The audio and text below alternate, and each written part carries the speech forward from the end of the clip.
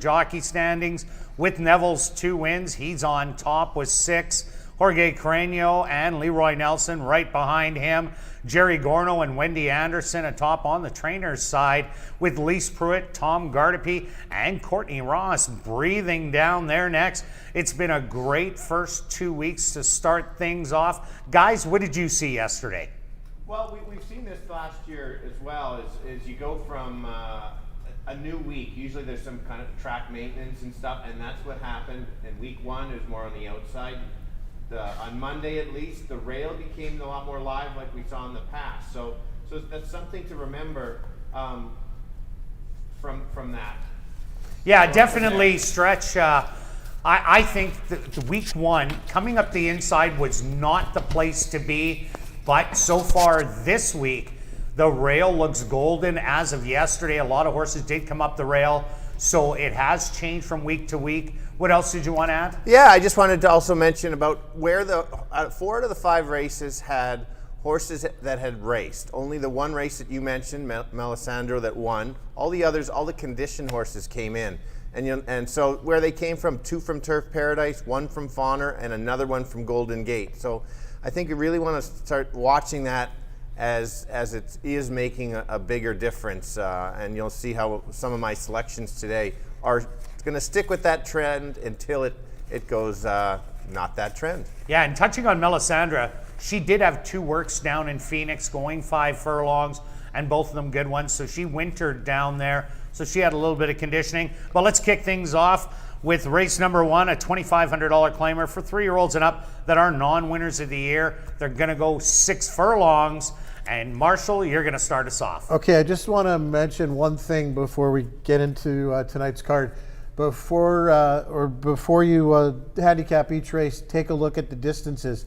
You'll note that tonight's the first night that we've got our first 2-turn race on the season. So that's in race 4, I believe, 7 furlongs.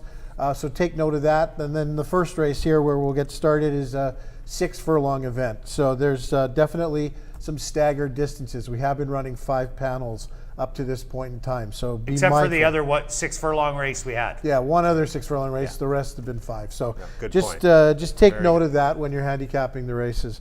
Might even be a further advantage for the horses, certainly, that have run already. Okay, so looking at the first race, we've got a couple of horses that have already run. We've got a couple of horses that have already run here at ASD. So certainly we want to start with those. Commander McDivitt, the likely race time favorite, I think, in here, has back class. Jerry Gorno making his second start with this horse here at ASD. Ran a really good race last time. Did have a bit of a dream trip right up the rail, but wasn't necessarily the best place to be that day. So I would expect this horse to run a big race.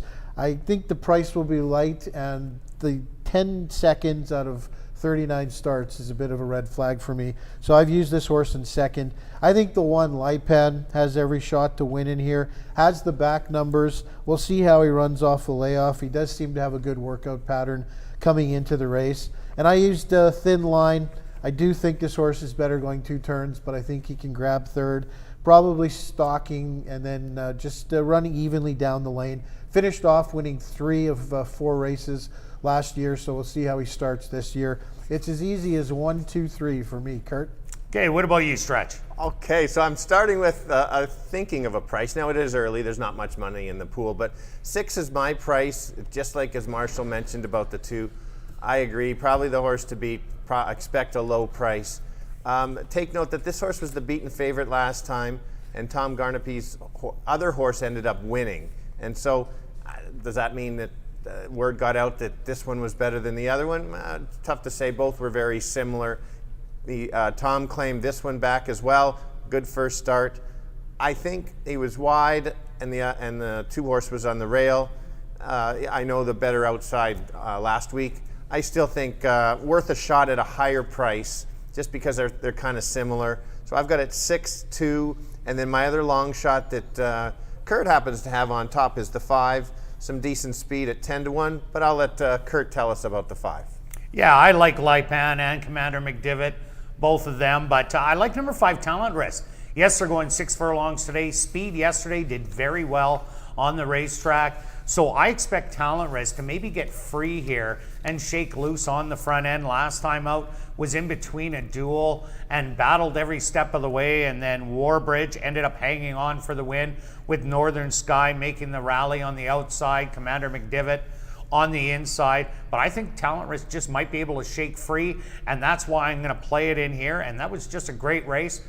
A lot of these horses made their only first start, so there isn't a bunch of winter conditioning. So I'm taking a shot on the 5. I'm going to take 5, 2, and 1. Now we're going to carry on to race number 2, a $1,500 claimer for 3-year-olds and up. They're going to go 5.5 furlongs. Stretch, your turn. Well, it's never a good condition to be in if it's your first start of the year for 15 non of the year. So the high hopes are not that high of horses that have wintered. So right away I've got to find who's raced, and I came up with the 3, and this is where you've got to understand some conditions. This horse was in non 3 of the year. Now it's dropping to non 1 of the year. If you look at the race at a couple back where it was against the non-1s, ran a nice race at Fawner, and then a couple back from there ran at Delta Downs, ran some races there. So actually has been running against a little bit tougher competition, is wintered race. I do have some figures. There's a couple good races at Delta Downs that would make this horse tough to beat. So I am making that my top selection in a very tough bottom claimer race. The next one for me is the 4 horse. This horse has the figures, just does not like to win very often. Ran a nice first race. Unfortunately, I fell into the trap and bet this horse a few too many times last year thinking he would win and wouldn't win. So I've got to make sure I can't have him as my top selection. And then why not? A 12-to-1 shot that's been running is the one. When in doubt, a horse at that price with Jerry as a trainer. Coming from Fawner, I haven't figured out the Fawner horses well enough yet, but I don't want to leave it out, especially if the rail is a good spot. So I'll leave it at 3, 4, 1. Okay, what about you, Marshall? Okay, so 5.5 furlongs in this second race. 3 horses that have raced so far, 3 horses coming off a layoff, and we've got 1 mare on the outside, Dream Castle. So you pretty much have a real mixed bag of horses running here in this bottom claimer. These are generally tough. This is a tough condition. These are tough races. I landed on the 5 Greeley Spirit. Last year had a really good year. Finished things up in Lethbridge. Has some backlash though. Started out the year at the 7,500 level. The year before that was at Canterbury. So I like to sort of handicap from the bottom up at the beginning of this season. I think this horse certainly can be on or near the lead. I think probably the 4 Vending Machine goes to the lead, but this horse will be close, especially with Neville Stevenson aboard. And I think with the backlash, this horse could definitely get to the winner's circle. I used the 4 Vending Machine in second. Like Stretch said, this horse, you know, really does give it his best shot every time. It's often not good enough. 13 starts at the distance, 0 wins, 3 seconds, 4 thirds. I think he's a good horse to use underneath for sure. I used the 3. He's a Lady Tamer. Again, same reasons as Stretch. The horse has been running, has a fitness edge, and is dropping in class coming from the 2,500 non-winners of 3 in a year. So 5, 4, 3. Kirt? Yeah, I pretty well have the same horses as you, Marshall, just in a different order. But what I like about Vending Machine, my top selection, is the way the horse finished. It came with a nice late kick down the lane, pretty well ran out of ground on the eventual winners, Warbridge and Northern Sky, who took a shot there. But I really like the way it finished, and that's what you got to look for in some of these horses early on. The ones that come with the rush at the end, they are ready. Maybe it's just a mistimed ride. Maybe the speed got away, but they are going to give it their all. And going the extra half a furlong, I think will help Vending Machine, so he's on top. I'm taking 4, 5, and 3. Now we're going to carry on to race number 3, Jackpot Pick 5 time. The carryover just over $26,000 for a $5,000 claimer for fillies, mares 3 and up that are non-3 lifers. They're going to go the 5 furlong distance. Who do you like, Marshall? Well, okay, so this race we're at 5 furlongs. So this will be back to the 5 furlong sprint distance. So I'm going right to the speed. That's the 5, Catalina Dreamin'. This is a lightly raced 5-year-old. Has done really nothing wrong here at ASD. 2 wins from 5 starts. I think this horse goes right to the lead. I have a question mark about the fitness, because if you look at the workout pattern, while I do really like the last work on May 27th, 48-3, there's a gap throughout the month of April up to that point. The last work being on April 29th. So I would have preferred to have seen one or two works during that period. So the horse might not be completely ready and may need this race. But if she's ready, she certainly can take them all the way. I used the 2 Lady Sunset for second, has a fitness advantage, likes to finish second, 6 of 15 finishing second. Those races though at Turf Paradise are definitely tougher, and I think that she could certainly get to the winner's circle in here. I used the 1 Tis the Standard. This is a dirt maiden, has won only on the synthetic surface, does have 4 starts on the dirt. Again, Golden Gate horses have been doing well here, so certainly could win for Wendy Anderson, but I'm going to use this horse underneath. 5-2-1. Okay, Stretch, what about you? Okay, I'm gonna take a chance and beat the likely favorite, which is the 5. The key, though, that why the 5 is very, very live is it is only 5 furlongs any farther, and I don't think either one of the guys would have taken this horse. But it is 5 furlongs. Important to check the distance. I'm gonna go to the 2. Turf Paradise horses have been winning, doing quite well. That's what I think. This is the main reason I'm taking this horse. The figures are not too bad for this level. The problem, again, is we have another horse that likes to run second a lot. So hopefully that for my selection to win, maybe the 5 will just stop that badly enough, and then the 2 will take over, and she can't possibly hang and still win. 1 is my second choice. If you're unsure of a certain symbol in there, you'll see that there's a V beside the horse, and what that is, that's a voided claim in California. After you claim the horse, you can get the vet to look at it and see if the horse is sound enough to accept the claim. The owner can then decide, I don't want the horse. So that's what the V is. It's a newer symbol in the last few years, and that's in California. I'm not sure what other states, but it is in California. And then Marshall made all the good points about the 5. I've got it 2-1-5, but I'm boxing the 3 of them. Yeah, I got the same horse as you guys. Courtney Ross, she is 2 for 2 right now. Won another one last night. She's going for 3 for 3 with Catalina Dreaming. And Tis the Standard, sent out by Wendy Anderson. So far, she sent out 5 from Golden Gate. 4 of them have hit the winner's circle. The other one didn't fare so well. That's still an 80% win clip on it. I think Tis the Standard will be one of the big favorites, but I went to Catalina Dreaming. I think she's going to love the 5 furlong distance. She will have a loose lead. Speed did well yesterday. I think everything's going for her, and she's the one to beat. So I put her on top, 5, 1, and 2. Now we're going to carry on to race number 4, kicking off $25,000 guaranteed pick 4 wagering for this $10,000 claimer for 3-year-olds and up. And they're going to go around 2 turns, 7 furlongs. Stretch, what do you like? A little wide open in here. Thank you. That's right. I've in my notes there, Kurt. I do call it a very wide open race. And just a disclaimer, I do not trust my picks very much. So just be careful here. So I'm going to stick to some trends. That's my angle on this race because there's so many unknowns. And what are the trends? Horses that have raced, because we're going the 7 furlongs. Jerry is now winning a bunch of races, so I've got to go in his direction to start. There are a few holes in it, but we're still going to go with it. We're going to start with the 6 horse tops over the 3 because, well, both horses have won stake races here or have done very well at higher levels when Jerry's brought them in. Seems to know how to figure them out at this track. Both are successful. And since the 6 has a few better workouts coming in, that's why it's my top selection. If there's a work, and we'll find out later on maybe changes from Kirt, if there is a late workout on that horse. Would you know that at all, Kirt, if there is any late workout? I do not have a workout on it. Okay, so therefore there's a bit of a question mark for me, almost 30 days. If there was a work, I would have switched my picks. The horse has run very well at Fauna the last 2 and just looked very good. Has the back figures that it has run at ASD. If is anywhere close to that form of last summer, watch out. Like I said, the month. And then the horse, the other one at a price that I remember this horse from a few years ago winning at a big price, and that's the 4 Courageous.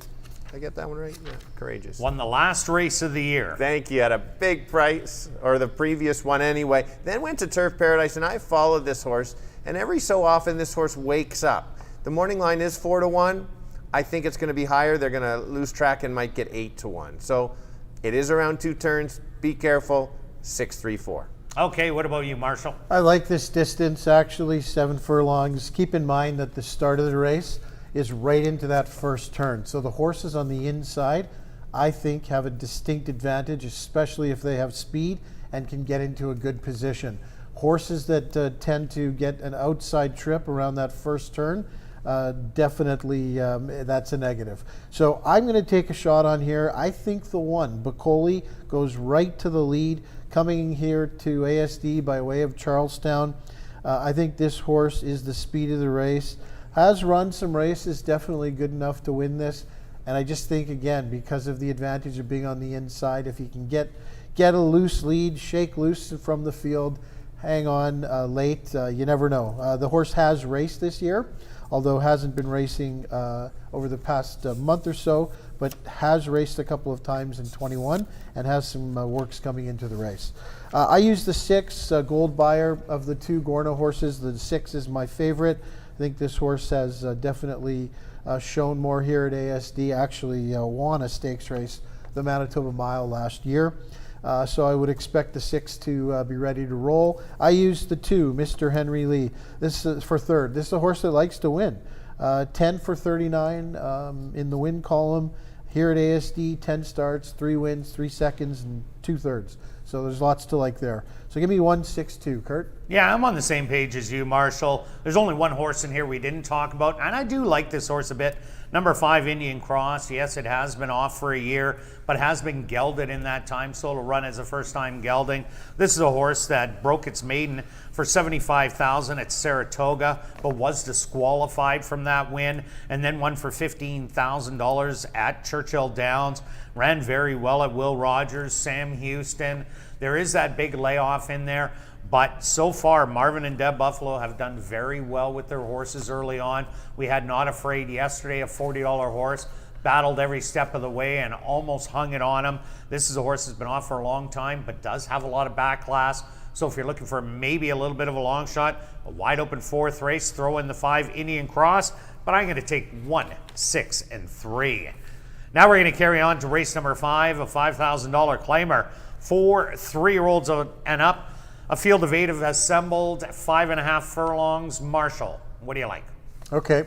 Well, there's 5.5 furlongs, like Kirt said. Again, this is a race where at first glance I thought, oh boy, this is a real competitive field. This is going to be tough to pick a winner.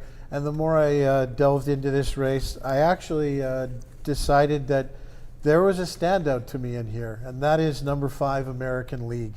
I think just looking at this, the PPs from last year, this horse has been facing much tougher.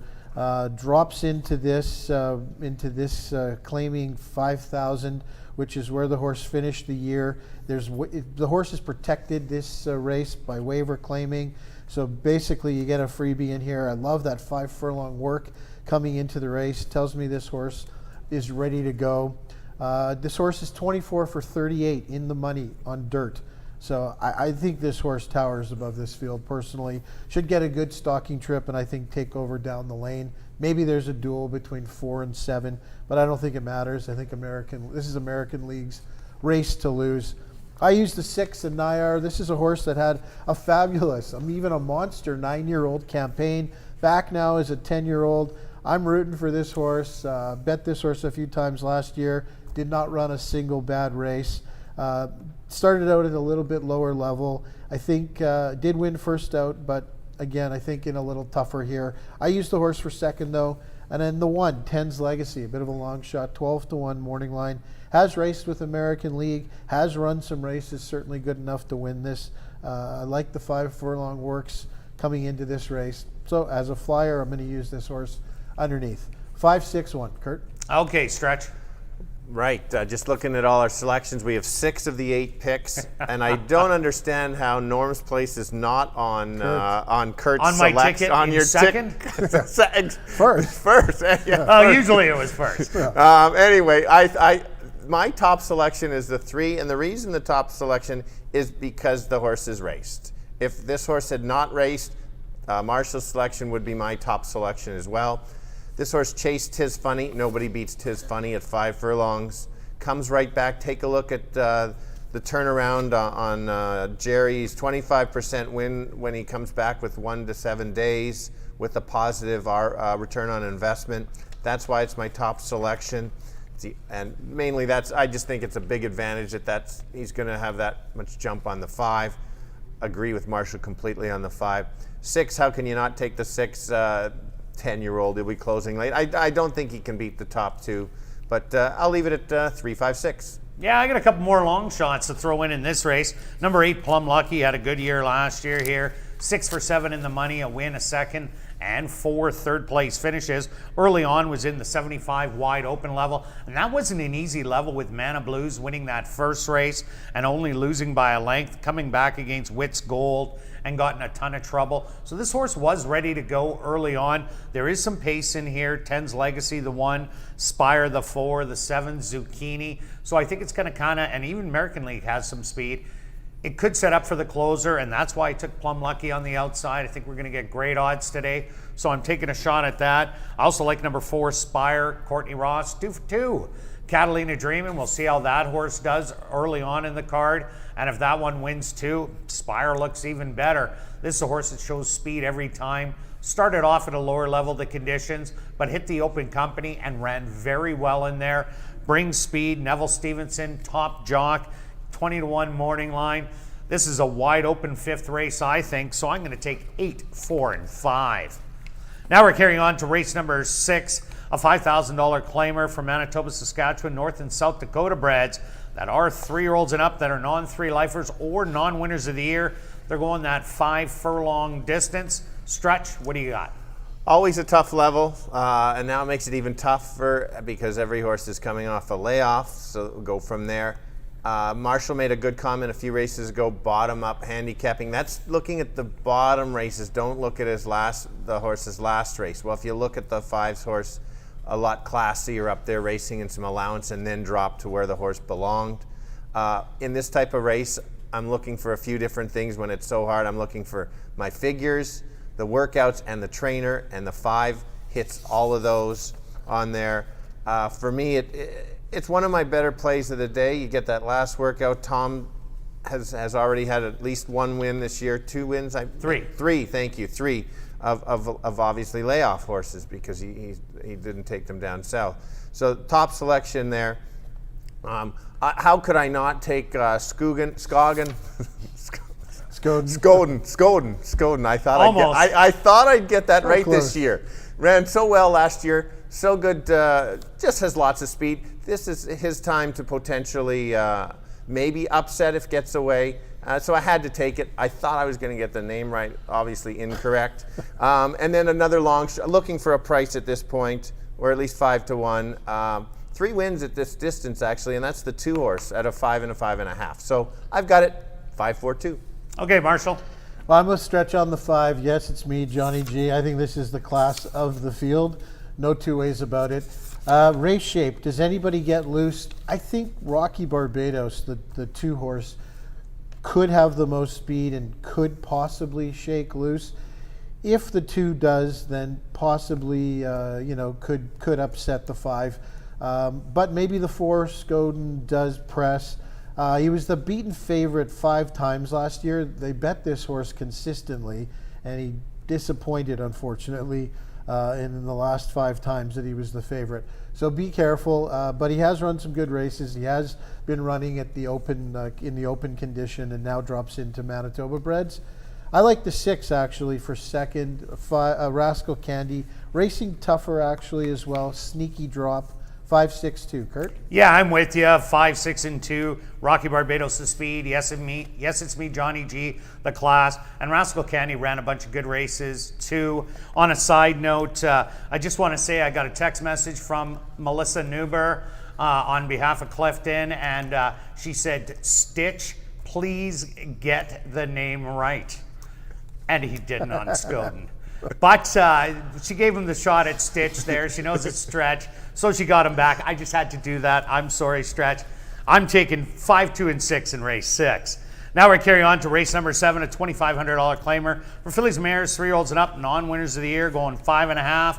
What do you like, Marshall? Okay, this is another race where I thought at first, oh boy, this is going to be a real tricky race. How am I going to close this off? And there certainly are several chances in here, I think. But I landed on the 4, Bella Galena. This horse likes ASD, 6 starts, 3 wins, 2 seconds last year. Coming off a freshening for Tom Gardapi. He does well in these bottom claimers or lower level claimers for sure. I get Leroy Nelson aboard, and who's off to a very hot start here at ASD. I think this horse is actually the speed of the race. So I could see Bella Galena going right to the lead and never looking back. She doesn't need the lead. She can stalk. But I think that's the speed of the race. I used the 1 Kamano Comet 12-1 morning line underneath, and the 5 Wits Data Link for third. 4-1-5 to close it. Okay, what about you, Stretch? I've got one horse to talk about, and that's a bit of a sentimental horse because every time he raced, ran great, and he won for me, and that's the 7 horse. 4 wins last time, looked very good. Morning line's 10-1. I don't think we're going to get that. Has been running. I like Marshall's pick, but that's my upset long shot of the day. Give me 7-4-5. Yeah, I got a couple more to add in. Videra, there's another one that was running against better early on in the stakes company. Adds speed to the race. And Doug Mustard has gotten horses ready first time out. Could be a good long shot. And on the outside, Hey Runaway. This was a solid $5,000 mare early on. Does have draw the outside, but not a pile of speed in here. Should get a nice trip on the outside. So I got to throw that one in. I'm taking 4, 9, and 3. Good luck with all your wagers this evening, and I'll be right back with the changes on this evening's Carter Racing.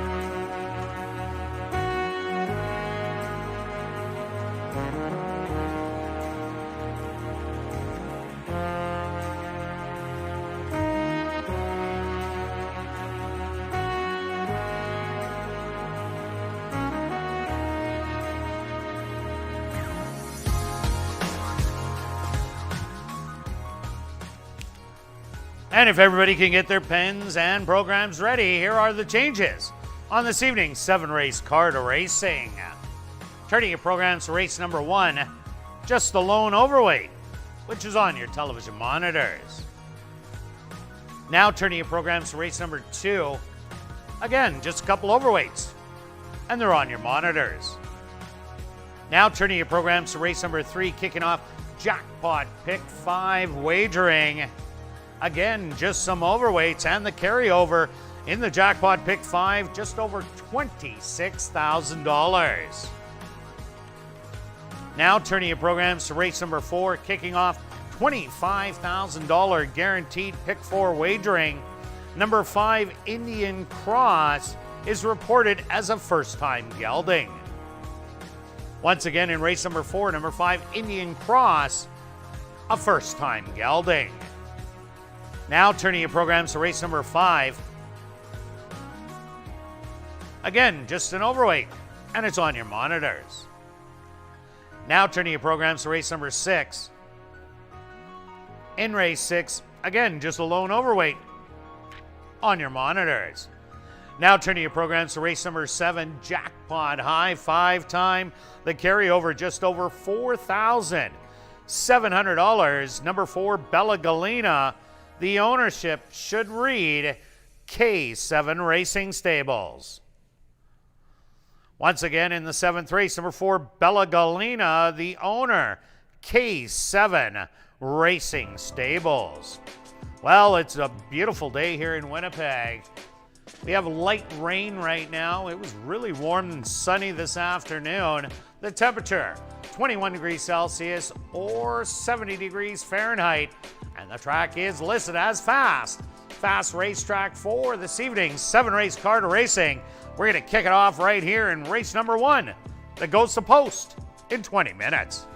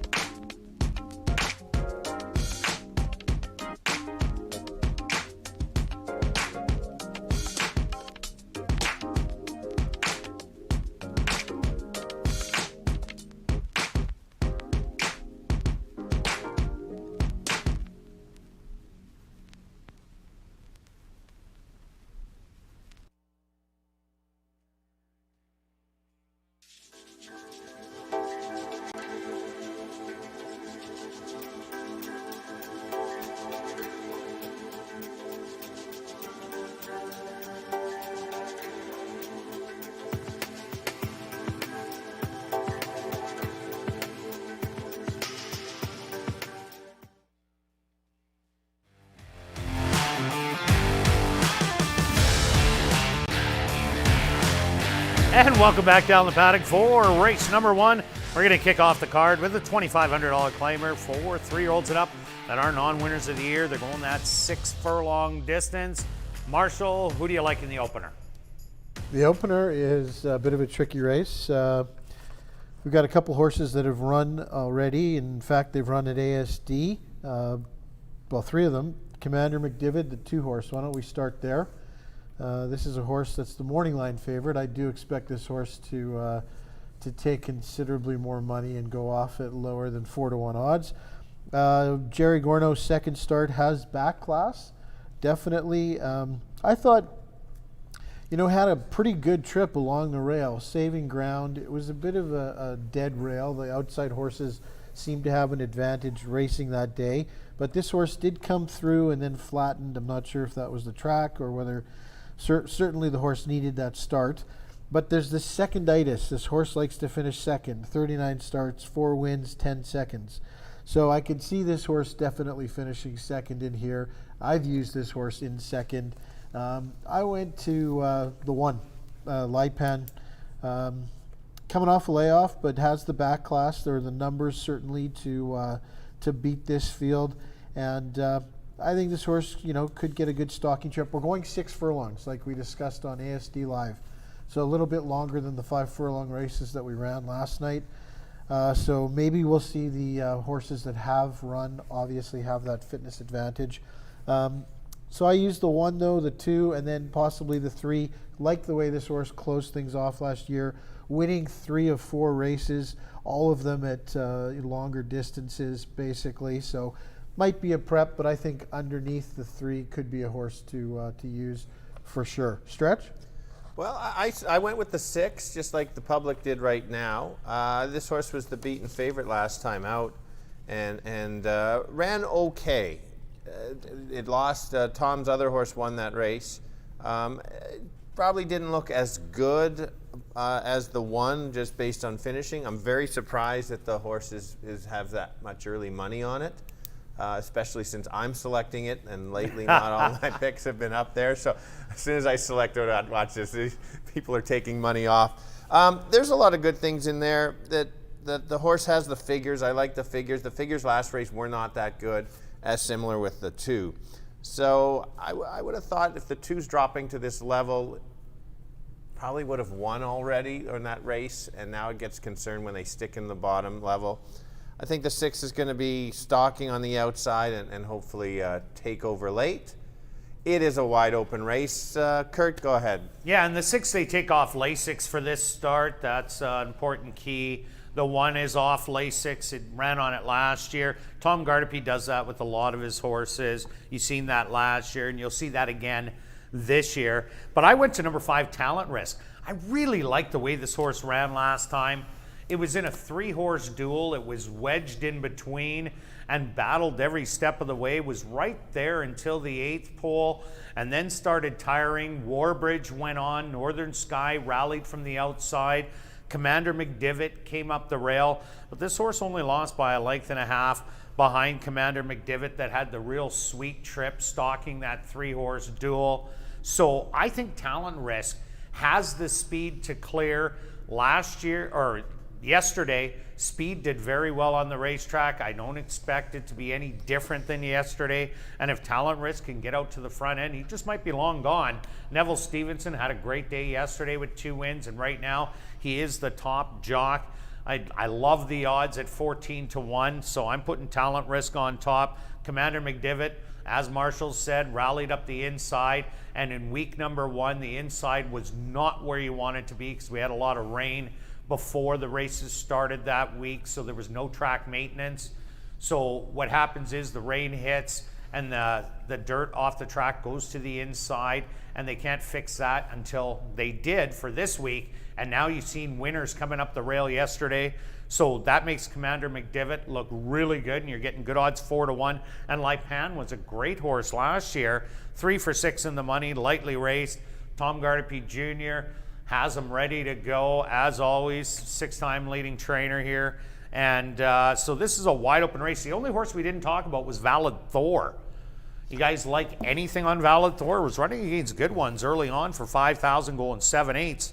and was well bet against empirical data in late August, but it's been off for a while. I don't actually. I think the horse has a chance. I think everybody has a chance. I would not be surprised at whoever wins this race, or any. I think the right race, this level, all these horses have the figures that could step up. All right, let's go to our wagers here in race number 1. Let's start off with you, Marshall. Okay, I'm going to kick things off with a $2 pick 3 wheel. I'm going to take 1, 2, and 3 with 3, 4, and 5, and the 5 in the third leg. Okay, over to you, Stretch. I reduced it from my usual $5 exact wheel down to 4 because it's such a tough race for me. Lowered the budget a little down to the 24. 2 horses that I think can win with the other ones underneath. And myself, 10-win place, longest shot on the board, number 5, Talent Risk. Good luck with all your wagers here in race number 1, and we'll see you back for race 2.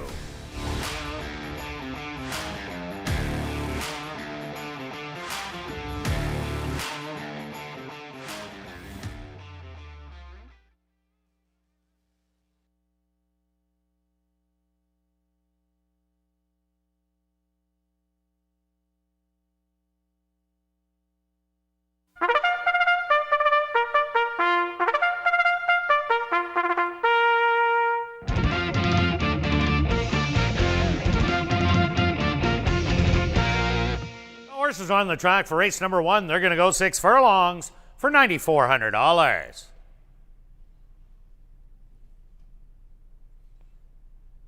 Number 1 is Lipan, owned by Kenneth Lee Gardepy, trained by Tom Gardepy Jr. with Stanley Chady Jr.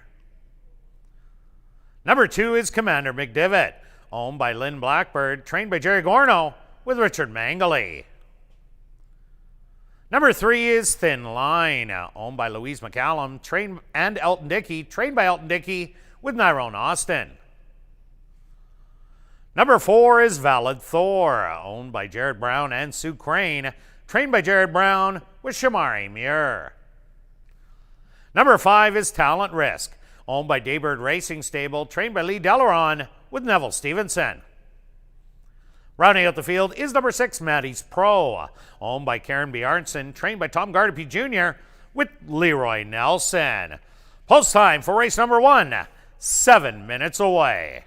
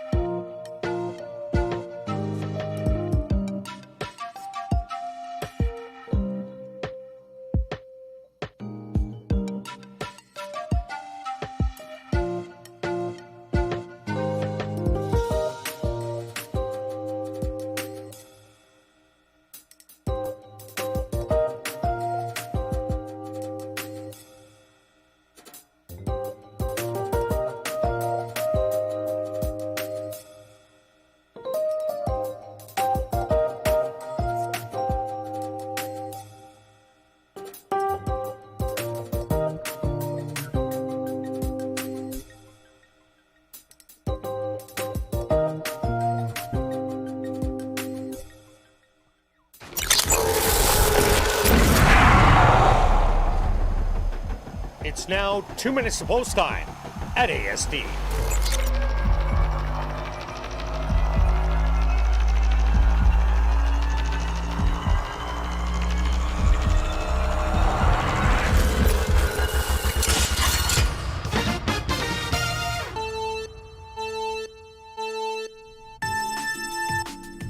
Okay, to start things off here at ASD, we want to make sure to note that this is the first 6 furlong race of the year.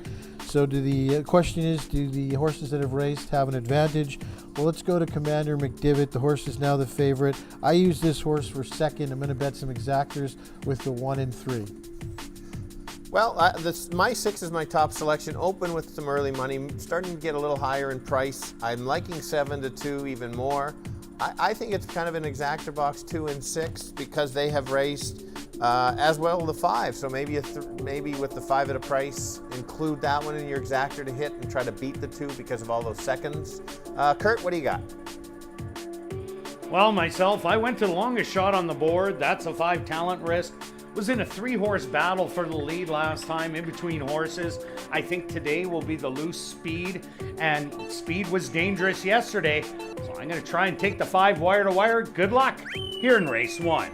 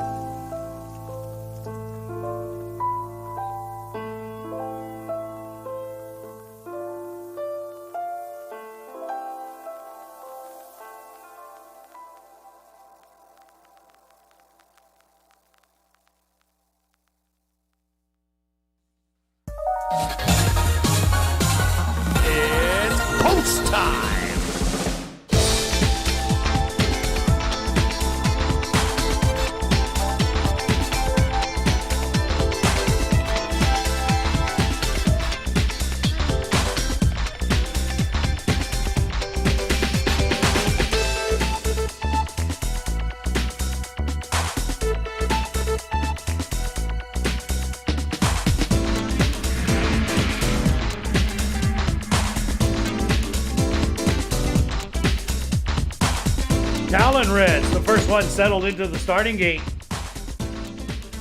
Commander McDivitt moves in. Next up, Thin Line.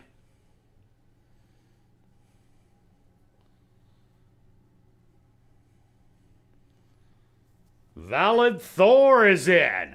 2 left to load.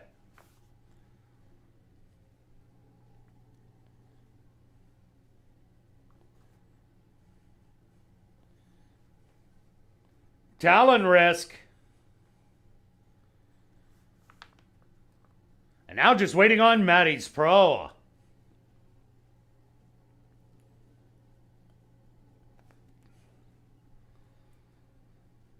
The field is set. They're at the post. And they're off. From the middle, that's Valid Thor. Showing a little bit of early speed, as is Lai Pan, who now takes over. Out of the chute and onto the main track, Lai Pan with the lead by a half a length over Commander McDivitt. Settling up, Thin Line is trying to sneak up to rail to engage the leaders. Valid Thor stalking those from a length and a half. 2 more lengths back to your trailers. Talent Risk and Maddie's Pro. They're running as a pair. The opening quarter, 23-2. 3 across the track. On the inside, Thin Line. In between horses, Lai Pan to the outside. Commander McDivitt. Now Valid Thor taking off after those leaders. Checking hard with nowhere to go as they're hitting the head of the lane. The trailer is Talon Risk, but only 5 out of it. The lead to Thin Line as they're at the 8th pole. On the far outside, Commander McDivitt trying to get him. A 16th of a mile to go. Thin Line on the inside. Commander McDivitt. These 2 to the wire. And Thin Line is going to hang on. 2nd to Commander McDivitt. 3rd's going to go to Valid Thor. And 4th to Talent Risk.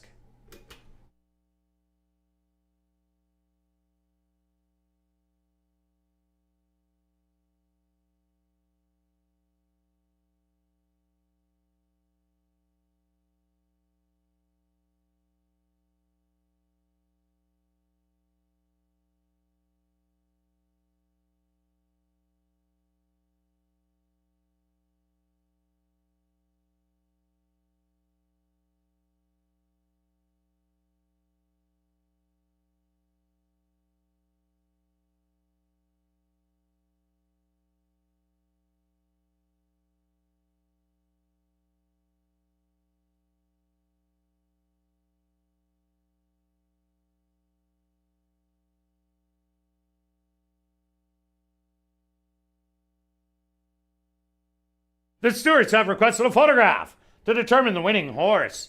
They went the opening quarter in 23-2, the half 47 seconds. Time for the 6 furlongs, 1:13-3.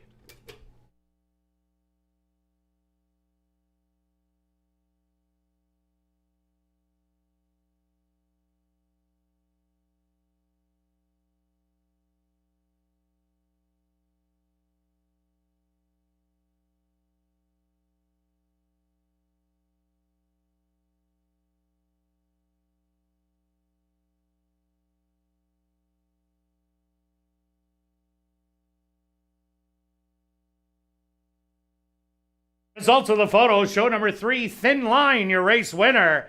2nd goes to number 2, Commander McDivitt. 3rd to number 4, Valid Thor. And 4th to number 5, Talent Risk.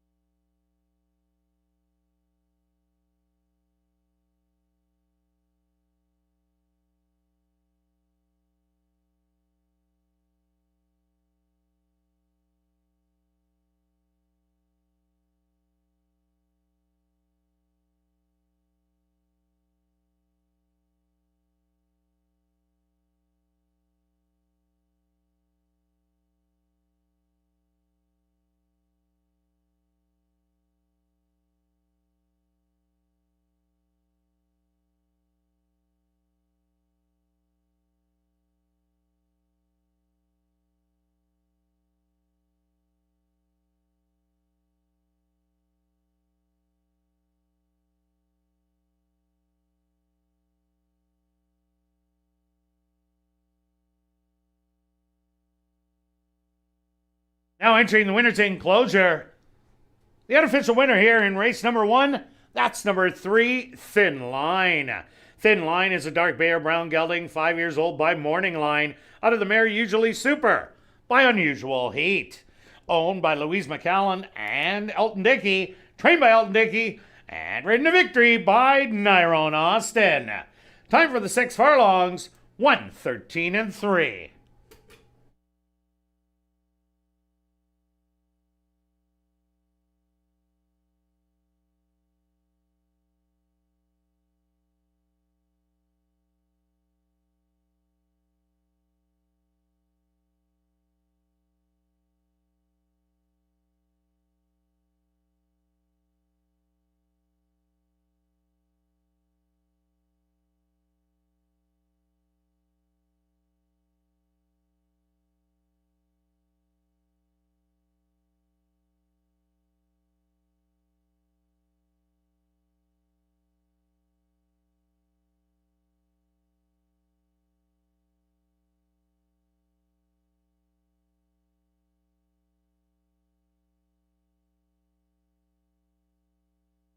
Race 1 is official. In the upcoming second race, there are no changes.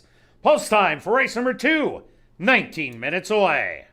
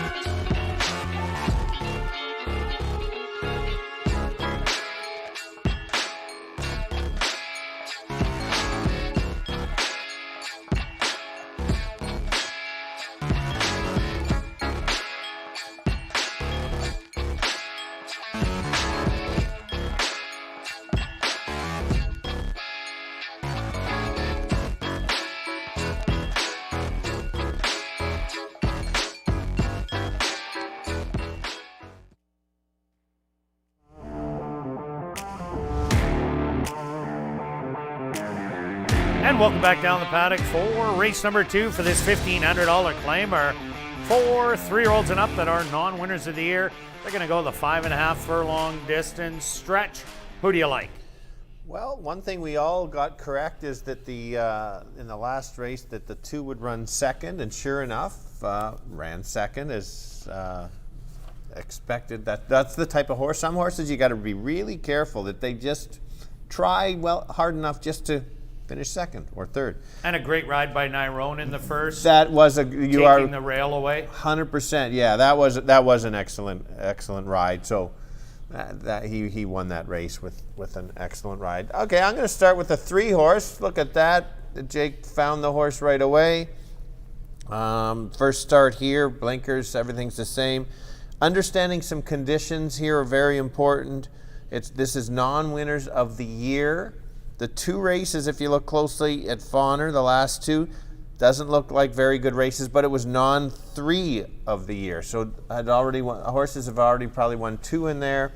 You go all the way, you go back to the 4 furlongs for non-winners of the year and ran very competitive at a big price, and then just moved up and racing against winners. There are no winners in here. So that's where I'm starting. I think this horse can potentially show some speed. There is Greeley's Spirit shows a bit of speed, but that is my top pick. It tread going cautious again. 15 non-winners of the year. It is the bottoms at ASD, so that's the one I'm going to start with. The 4 horse is my second choice, and Kurt's going to try to sell us on it, but I'm going to mention that I've backed away. This horse finally, it won 1 time in September, but before that always showed nice efforts, just to tease you enough to think he's going to get there. That's what it did to Kirt the last race, so we'll see. I've got it 3-1, Marshall. Yeah, a bit of a grab. 3 and 4, sorry. Bit of a grab bag in here, I think. 3 horses that have raced so far this year. 3 that are coming off a layoff. We saw the layoff horse get the win in the last race. So it really is, it's on a case-by-case basis, obviously. In here, I prefer one of the horses coming off the layoff, the horse taking the money right now. That's the 5, Greeley Spirit. This horse does have some back class, had been facing tougher to start the year last year when they did drop this horse to 2,500 non-winners of 1. Ran a bang-up second and then came back right afterwards and beat this field, actually beat the 4 who was in that race as well, Vending Machine. So I think the 5, Greeley Spirit, looks good to me in here. Does have a couple of 4 furlong works coming in. Always like to see a 5 furlong work, but hey, listen, you take what you can get. I like the 3. He's a Lady Tamer as well. I thought this horse... again, as Stretch said, has a fitness advantage, has been racing in a higher condition at Fawner, so certainly should be competitive into this race. And then the 4, Vending Machine, another horse that I think, runs well, has a start, and looks good. So those are my top 3. Kirt, 5, 4, 3. Yeah, Vending Machine, my top selection in here. I think he's a Lady Tamer and Greeley Spirit. They're going to go bang it out in the last race. We've seen a 3-horse duel. Valid Thor was sitting right behind him, got into trouble just before the head of the lane, but had dead aim on him. I think that's what Vending Machine's going to do. It ran a great race last time, beaten by Commander McDivitt by 3/4 of a length. But I like the way this horse finished. It gets an extra half a furlong. And judging by the way Commander McDivitt ran for the 25 in the last race, Vending Machine, 1,500, taking the drop. That's my top selection. I like 4, 5, and 3. Let's go straight to our bets and start us off, Stretch. I'm going not so big in this race because it's not very small. I will leave it at that. $3 exact wheel 3 with 145. Okay, what about you, Marshall? A lighter bet for me. Give me a $2 exact the box, 3, 4, 5. Wow, I spent the most money. How about that? I got a $2 pick 3. I'm taking the 3, 4, 5 in here. I'm going to key the 5 in the next leg and round it out with 4 more, the 1, 3, 5, and 6 for a cost of $24. Good luck with all your wagers here in race number 2, and we'll see you back for race 3, kicking off Jackpot Pick 5 wagering.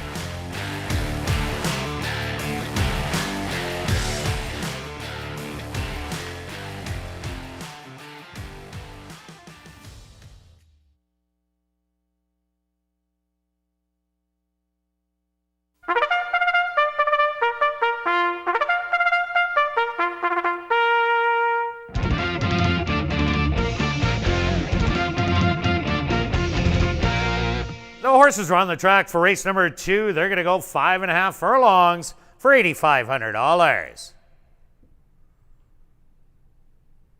Number 1 is Ipidate, owned by Mike Powers, trained by Jerry Gorno with Richard Mangley. 2 is Warren's Dirty Dancer, owned by Daybird Racing Stable, trained by Lee Delaron with Shamar Amir. Number 3 is He's a Lady Tamer, owned by Henry Witt Jr., trained by Jerry Gorno with Sheldon Chickeness. Number 4 is Vending Machine, owned by Hannah Diltz, trained by Michael Nault with Ismail Mascara. The 5 is Greeley's Spirit, owned and trained by Alan Brown. Neville Stevenson aboard. Rounding out the field is number 6, Dream Castle, owned by Linda Marie White, Bill Baczynski, and Black Diamond Stable, trained by Tom Gardapi Jr.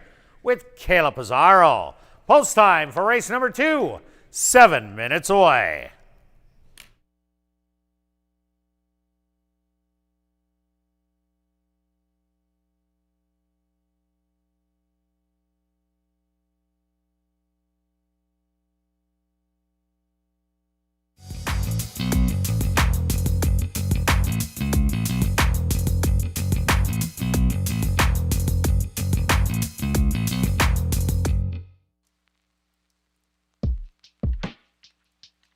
What is your favorite TV show?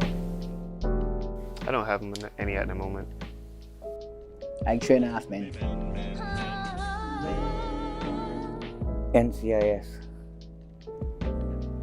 I don't know. I don't watch too much TV really. No. Trailer Park Boys. Julian. Horses. Horse racing. I don't have one. Okay. Love and Hip Hop Atlanta. Yeah. Yeah. Oh, I watched 2.5 Man. I said more Jerry Springer show. I'm not a TV person. I would say the NCIS. Big Bang. Who's 48?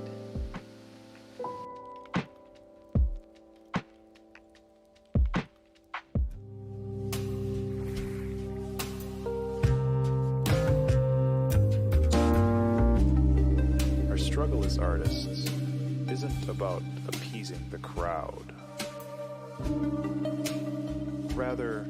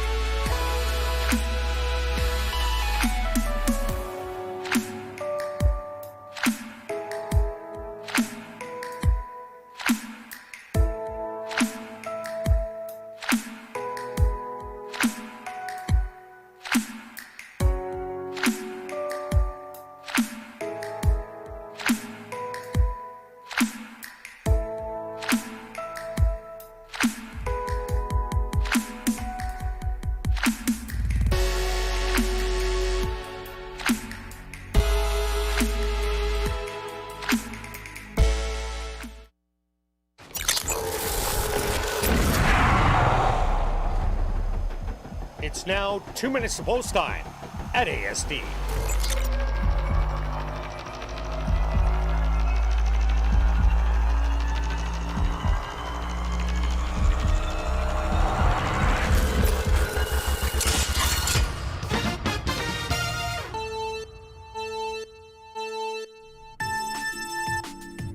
Race 2, I'm going right to the 5 in here.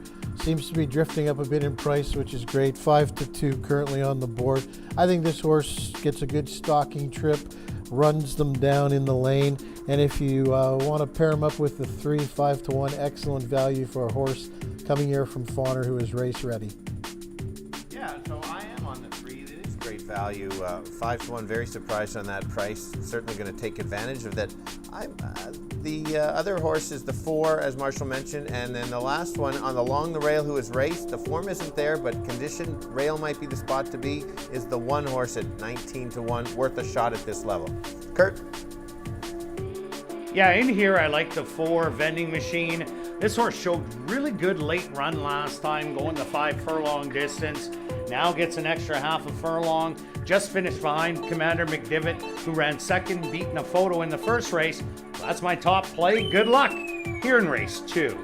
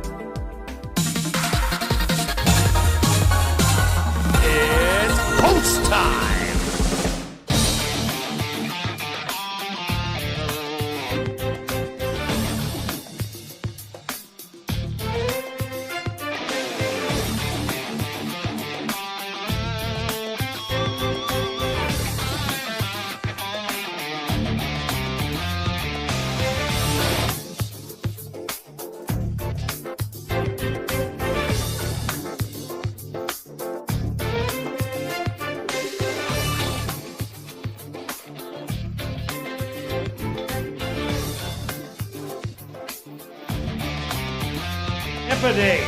And now Warren's Dirty Dancer. Both locked and loaded. Next up, He's a Lady Tamer.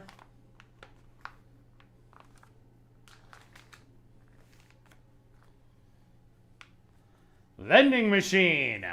Locks right in. 2 left to load. Greeley Spirit. And now just waiting on the lone mare in the field, Dream Castle. The field is set. They're at the post.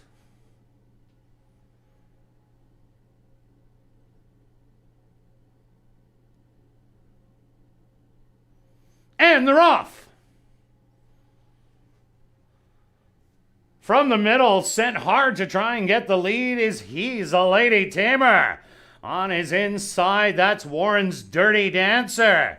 Giving him a little bit of early grief. Settling back a length. That's going to be Greeley Spirit. Another 2 lengths back to Ipidate, who's hemmed in on the rail to the outside. Vending Machine and your early trailer. It's going to be Dream Castle, about 8 off the lead.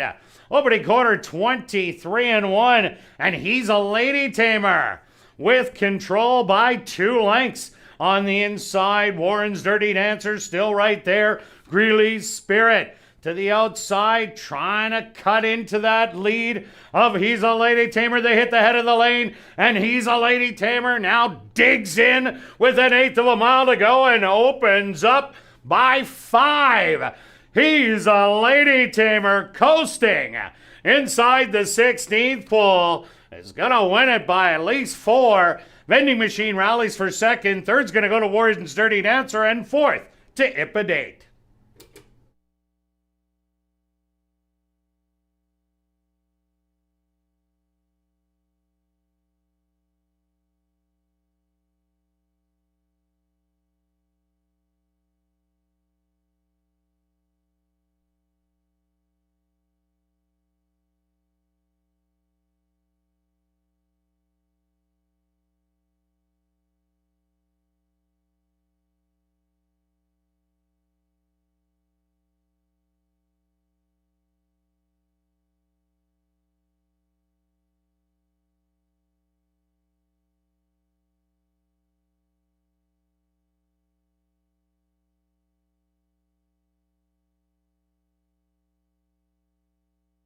The Stewart's opposed to number 3, He's a Lady Tamer. As your race winner. Second goes to number 4, Vending Machine. Third to number 2, Warren's Dirty Dancer. And fourth to number 1, Ipidate.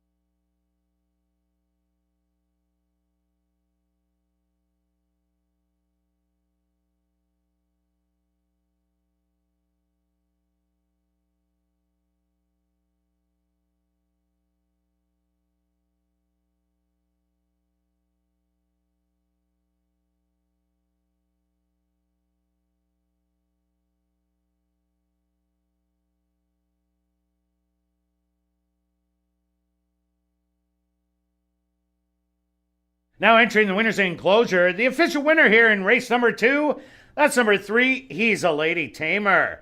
He's a Lady Tamer is a chestnut gelding, 8 years old, by Lion Tamer, out of the mare Dana's Lucky Lady by Lucky Lionel, owned by Henry Witt Jr., trained by Jerry Gorno, and ridden to victory by Sheldon Chickeness. Time for the 5.5 furlongs, 107.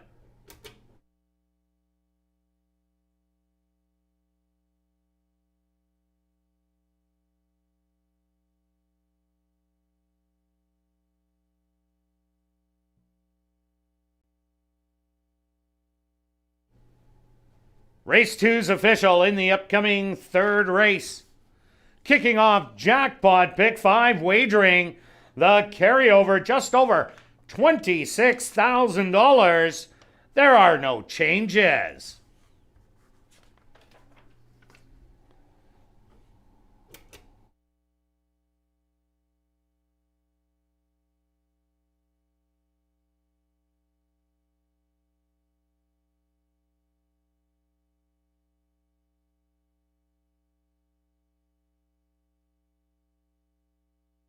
Post time for race number 3, 22 minutes away.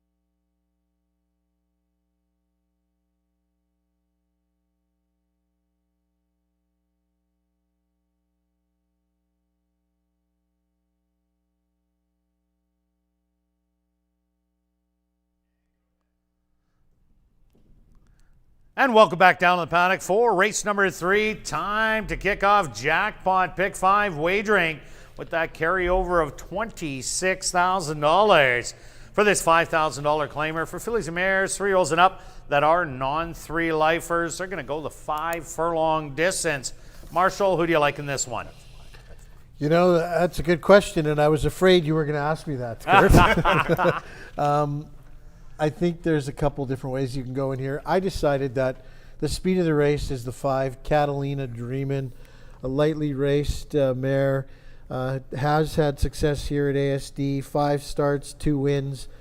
I think this horse goes right to the lead with Neville Stevenson aboard. I like the May 27th workout, 48-3, handily from the gate. I did mention on ASD Live that there's some missing works in May. I would have preferred to see a couple more works, at least one more work during the May work tab. But listen, what can you do? If the horse is going to the front, and we'll see how far she can go. We're back to 5 furlongs in this race, which is definitely an advantage. So I like the 5, Lady Sunset, the 2. This is the horse I used for second. Coming here by way of Turf Paradise, certainly has a fitness advantage. Throw out the last where the horse was very wide. But 2 back, ran a great race in the non-winners of 3 life condition. The horse that won that day came back to win. So I think this horse definitely a top contender in here. The one who I expect to take quite a bit of money, this horse has won twice, but both times on the synthetic, 0 for 4 on the dirt. So I'm going to let this horse show me that she likes the dirt before I bet her. Those are the top 3 for me. You guys see anything else, Stretch?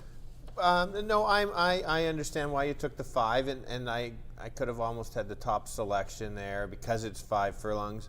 I did go to the 2, Turf Paradise, Phoenix Racing. Figures are there. It's interesting, a 9 wide rally when there was only 8 horses in the race. Wouldn't really have been happy if I was the owner for that one. Well, I've seen him go 11 and 12 wide in Turf Paradise, almost on that outside fence, so that doesn't surprise me at all. And that's going 5 furlongs, so certainly lost a bunch of lengths there. It looks like Shannon struggled a bit to control that horse. The one horse we talked about, I talked about a bit about the voided claim, and thanks to Bob sending in some information, Kentucky and New York are also 2 other states that have the voided claim, so thanks for that information. You can send these kind of stuff that we miss on Twitter or email us. Happy to learn something and go from there. I've got a 215. That's all I got, Kurt. What do you got? Yeah, I'm with you. I love Catalina Dreaming. Courtney Ross is 2 for 2 right now to start off 2021. Catalina Dreaming, this is the speed of the race without a doubt, the 5. And I expect her at least to hit the front end. But we were talking that Speed did really well yesterday. And so far in the first 2 races, Speed did very well again, running 1-2 in the first race. And last race, well, he's a lady tamer, just got away on the field. So Catalina Dreamin', if she can get out there and get an easy lead, I think she has a big shot to go all the way. Now, I also like the 2 Lady Sunset, Turf Paradise horses doing very well here early on in the meet, and there's some good races down there. 3 consecutive second place finishes in this same condition last year to end off the year, and so far this year in the 2 starts did run a really good one, 2 back. And then the one Tis the Standard, Wendy Anderson, this is her 5th one now that she's sent out, and 6th one she sent out. 4 of them have won and only 1 out of the money. So these Golden Gate horses have really been lighting it up here at the Downs. A good second place finish last time out. Kind of surprising this horse wasn't the favorite, bet down to $1.20 on the board. So someone they like just a little bit better. And Tis the Standard, I don't expect this one to go to lead. I think it will be a rallier from just off the pace. But it's kind of interesting that Neville Stevenson, top rider for Wendy Anderson, he's on the 5 instead of the 1. And what about all this money on number 6, Legendary Song, guys? What did someone see that we don't? Well, there's a workout 2 back that looks pretty good. This horse always is in the money. You look at the record, kind of like the first race. I think that's likes to be in the money. I think they're looking at that workout. that 5 furlong work where many of the others don't have that 5 furlong work? To me, the horse that stands out here as a possible play in here, certainly underneath, is the 4. You get a Jerry Gorno horse who's been racing, coming from Fawner, and 16 to 1 on the board right now, has some back class, has raced here at ASD in a stakes race, a couple of stakes races in fact, did not disgrace herself. Big overlay, I think, at 16 to 1. Yeah, it doesn't have a lot of early speed though, and that could be why you're getting a little bit better odds right now, but I'm sure there's a lot of Jerry Gorno backers. He absolutely annihilated last year in the trainer standings, winning by absolute bushels. So Bell Strike, definitely an overlay, 16 to 1. But okay, let's head to our wagers in here. What do you guys got? Start off with you, Marshall. Well, I've got the pick 5. both You are going to be alive. Yeah. Wow. Here's my strategy. I figure the first few races, I do like the 5 in here, but let's say she gets a little leg weary. Doesn't matter because I've got all. Next race, doesn't matter. Bring in the longest shot. Same thing for the third leg. Bring in the longest shot on the board. I like the last 2 races, clearly. I'm singling there. So I just need a couple of bombers to open things up. So you got the former leading trainer back-to-back in the last late double. Interesting way to get at it, but hey, if you're alive and you get some long shots, a lot of tickets will hit the floor. We should be alive after the first 3. Yeah, definitely should. Okay, Stretch, yours is a little bit more interesting. It's got a few in each. That's why I don't disagree with this ticket. I took a shot in that. I reduced this leg. I really do like the 1, 2, and 5. And then I've got I do have all in the second race. I didn't want to put the all, so it looks like I actually selected some horses. And then 3, 5, 6, 8 with the 5, same single on the 5. That's the one there with all very good angles.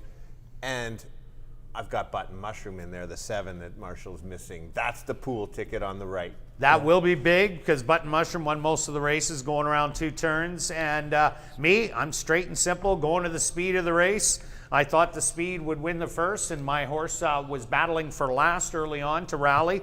Catalina Dreamin', unless she gets left, she's going to be on the engine trying to take it all the way. So I'm straight 20 to win on the 5. Good luck with all your wagers here in race number 3, kicking off jackpot pick 5 wagering.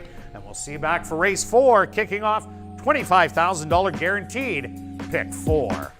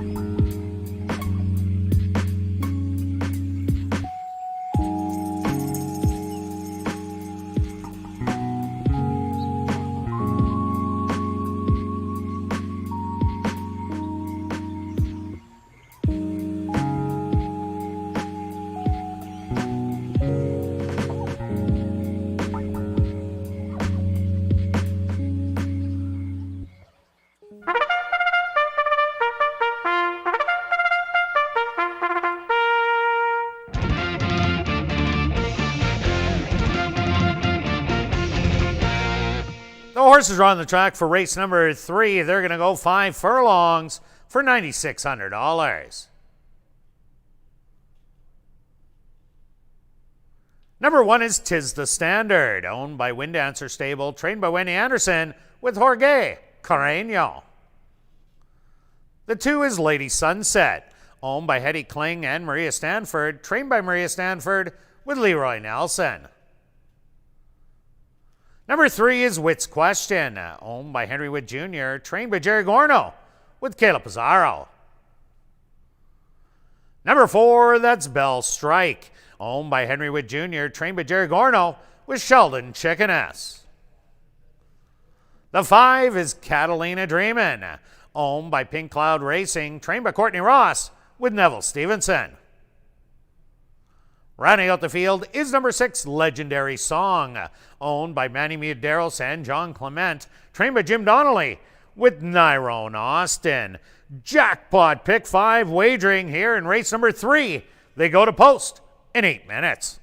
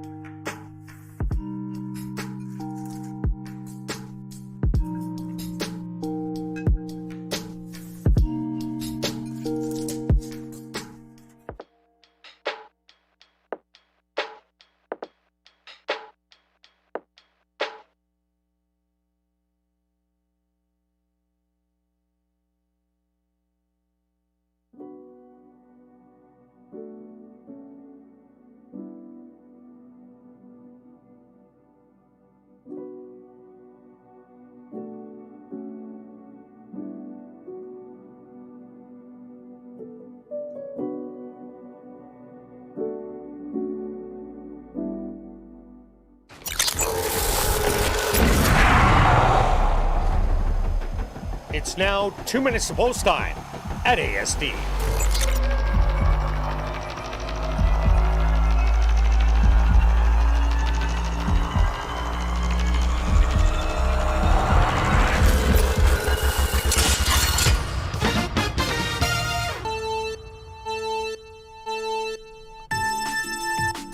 Well, I think the 5 furlong distance here is going to benefit the 5 Catalina Dreamin'.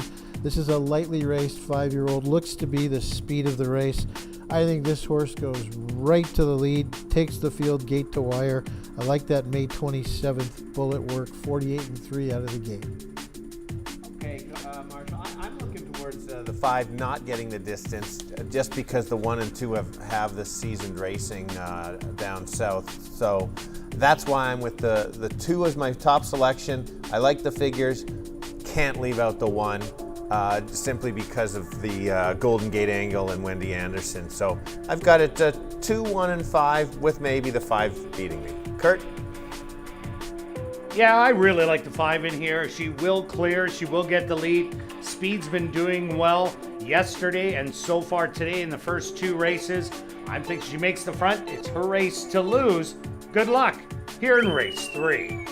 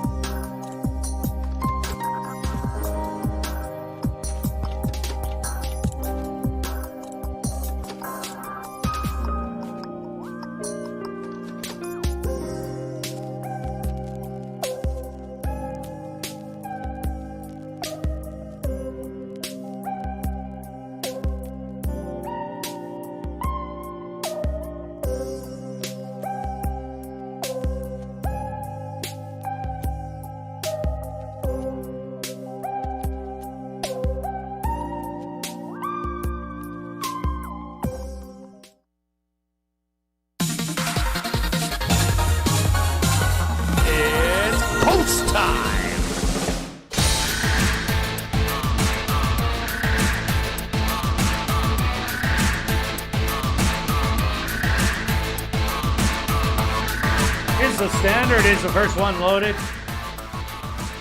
Now Lady Sunset to move in.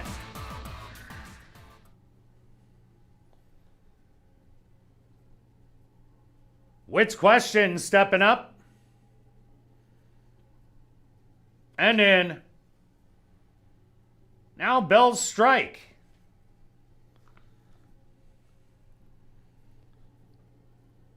Two left to load. Catalina Dreamin'.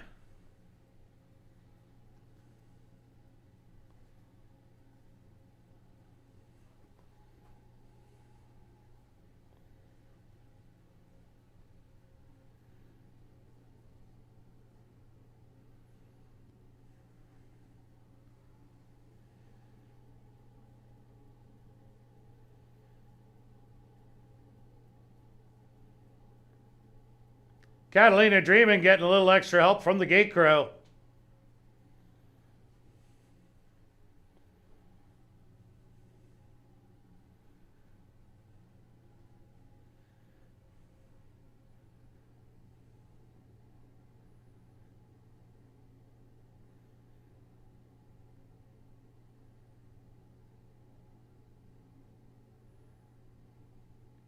She's halfway in.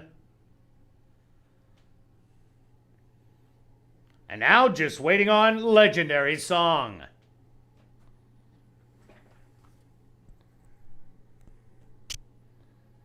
Lady Sunset fractures in the gate. They're at the post.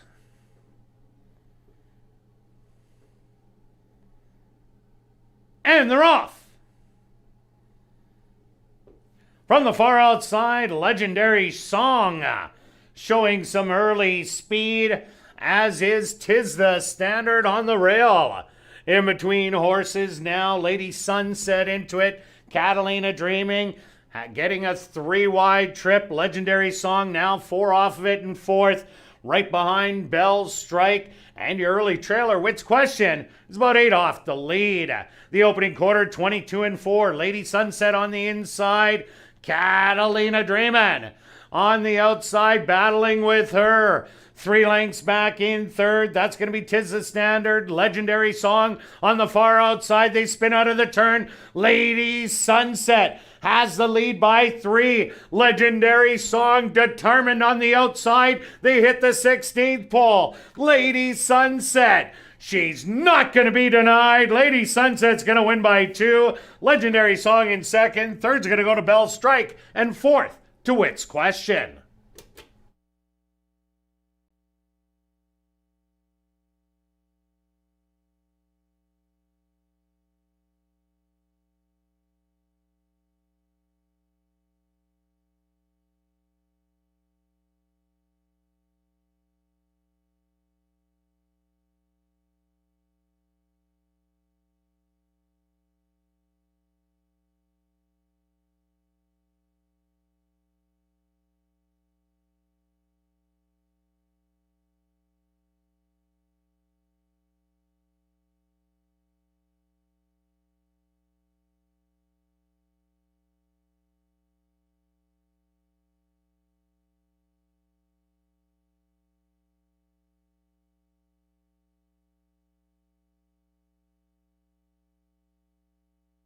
The stewards opposed to number 2, Lady Sunset, as your race winner. Second goes to number 6, Legendary Song.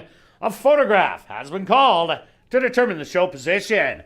They went the opening quarter in 22-4. The half, 47-3. Time for the 5 furlongs, 101-1.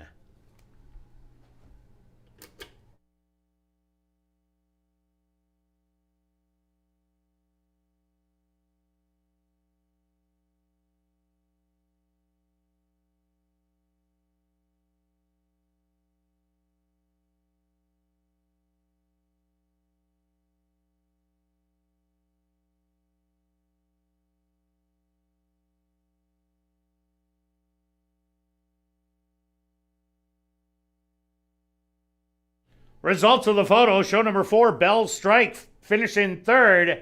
Number 3, Wits Question, finished in 4th.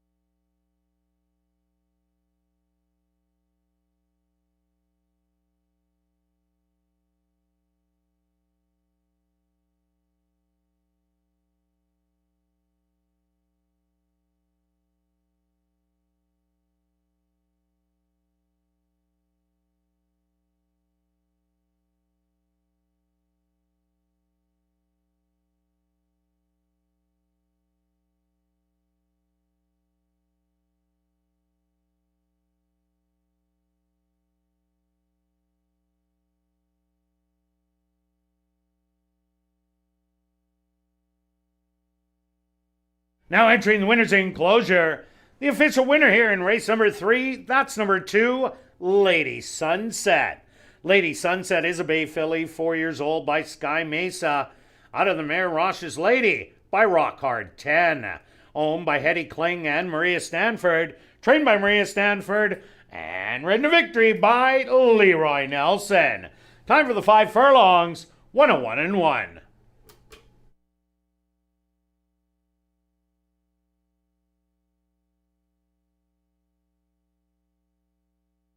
Race 3 is official in the upcoming 4th race, kicking off $25,000 guaranteed pick 4 wagering.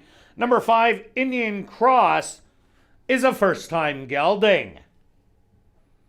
Once again in here in race number 4, number 5, Indian Cross, is a first-time gelding. We'll carry on with the rest of the changes in this evening's pick 4. There are no changes in race 5 or 6. Turning your programs to race number 7. Number 4, Bella Galena. The owner should read K7 Racing Stable. That's race number 7. Number 4, Bella Galena. The ownership, K7 Racing Stable. $25,000 guaranteed pick 4 wagering starts right here in race number 4. They go to post in 19 minutes.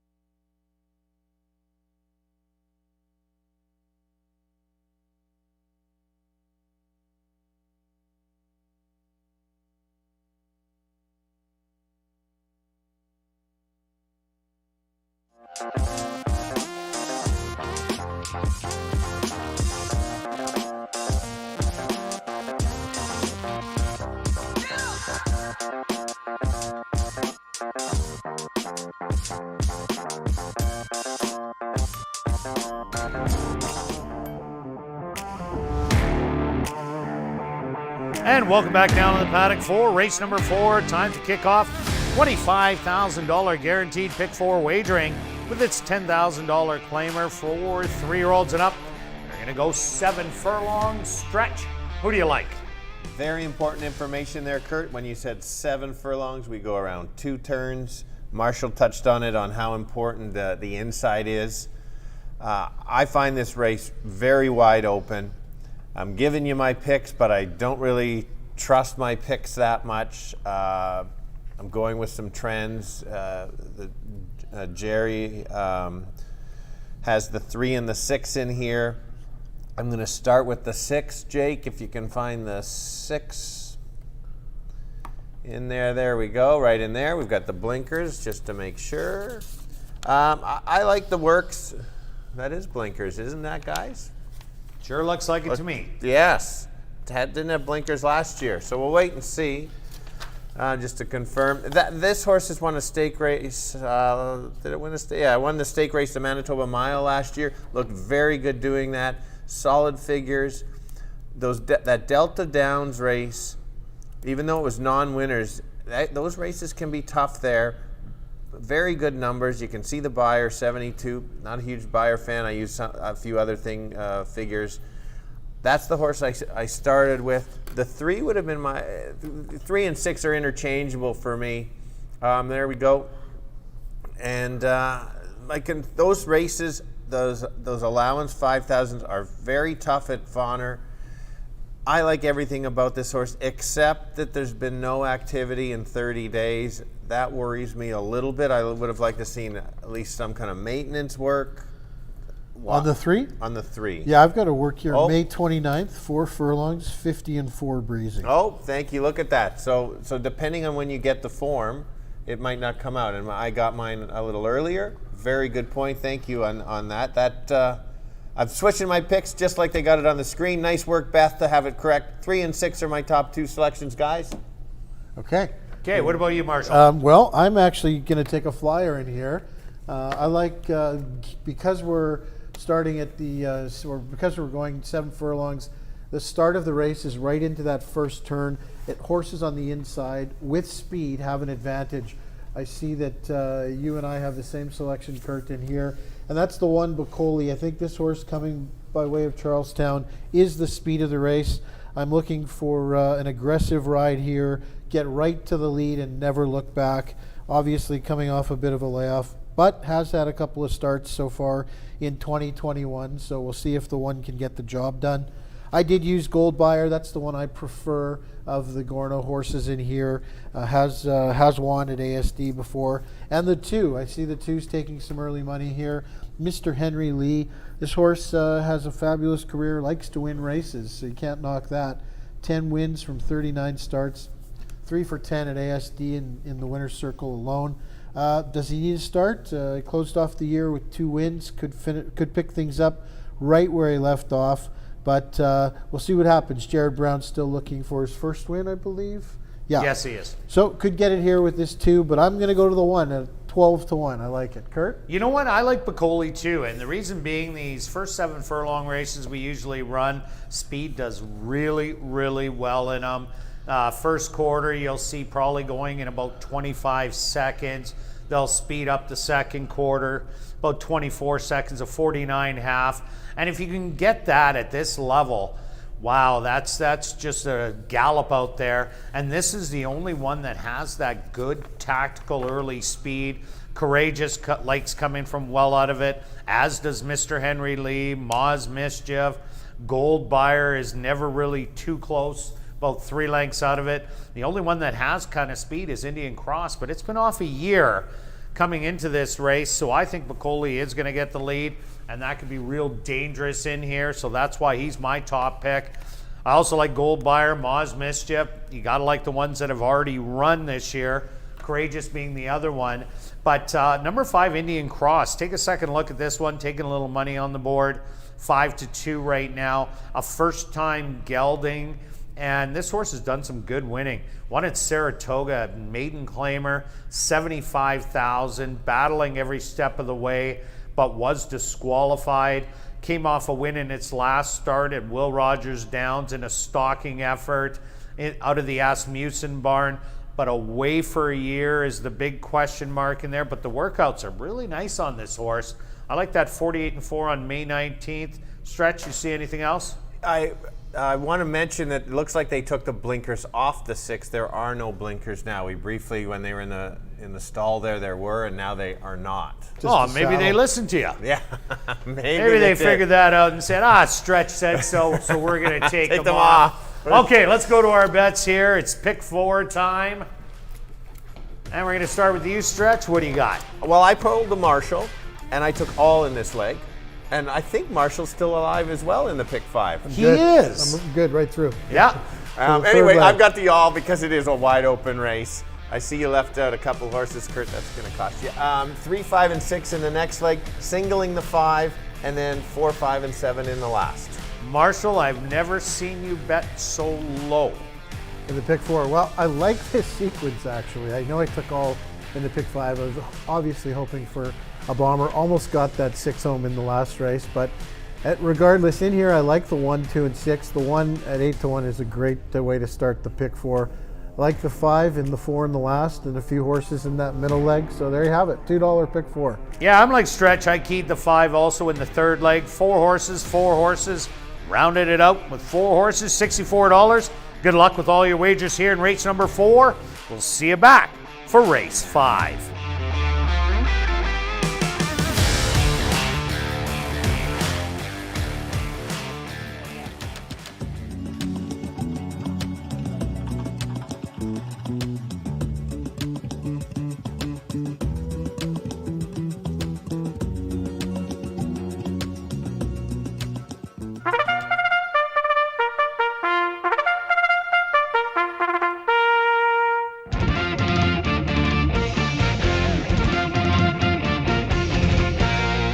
The horses are on the track for race number 4. They're going to go 7 furlongs for $14,700. Number 1 is Bacoli, owned by River Park Stables, trained by Devin Gittins. Ismael Mascara in the saddle. Number 2 is Mr. Henry Lee, owned by Ira Donald and Kane Couture, trained by Jared Brown with Nyrone Austin. Number 3 is Moz Mischief, owned by Henry Wood Jr., trained by Jerry Gorno with Richard Mangley. The 4 is Courageous, owned by Hetty Kling, trained by Maria Stanford with Neville Stevenson. The 5 is Indian Cross, owned by LBBC Racing, trained by Martin Buffalo with Stanley Chady Jr. Rounding out the field is number 6, Gold Buyer, owned by Mike Powers, trained by Jerry Gorno with Kayla Pizarro. Guaranteed $25,000 pick 4 starts right here in race 4. They go to post in 6 minutes.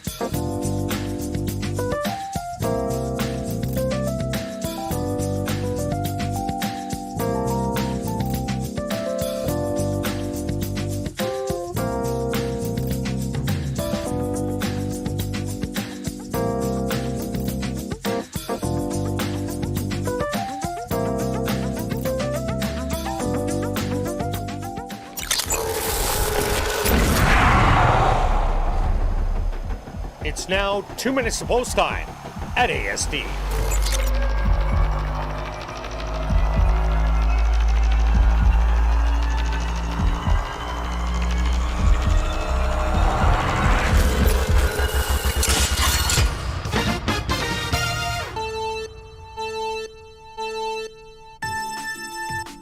Well, it's the first leg of the pick 4 and the first 2-turn race here at ASD for the 2021 season. I'm going right to the longest shot on the board, the 1 horse, 10-1, Bocoli. This horse looks to be the speed of the race, a definite advantage going into that first turn right out of the starting gate.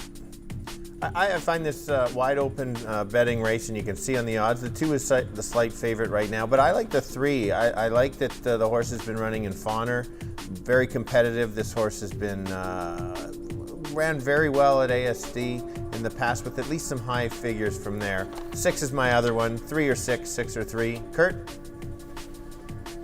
Speed is doing well still, winning the last race also, so I have to go to number 1, Bacoli in here. If you're looking for a little bit of a long shot, you might want to take a look at number 5, Indian Cross. A little bit early money, lots of back class.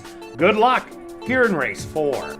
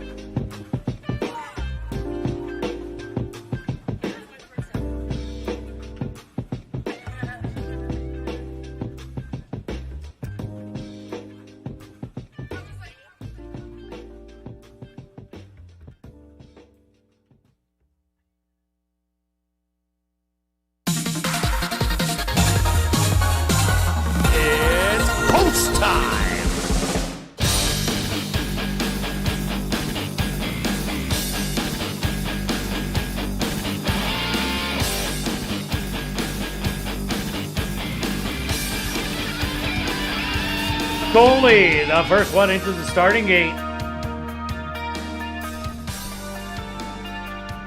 Mr. Henry Lee steps in. Next up, Moz Mischief.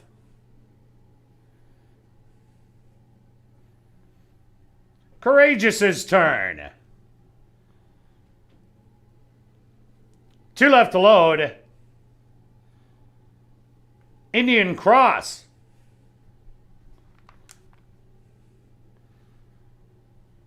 And now just waiting on Gold Buyer on the outside. The field is set. They're at the post. And they're off. Breaking a little slow was Indian Cross. From the inside, Bacoli. Shows a little bit of timid early speed. Well harnessed, but is going to have the advantage by half a length. On the outside, Gold Buyer to put on the early pressure.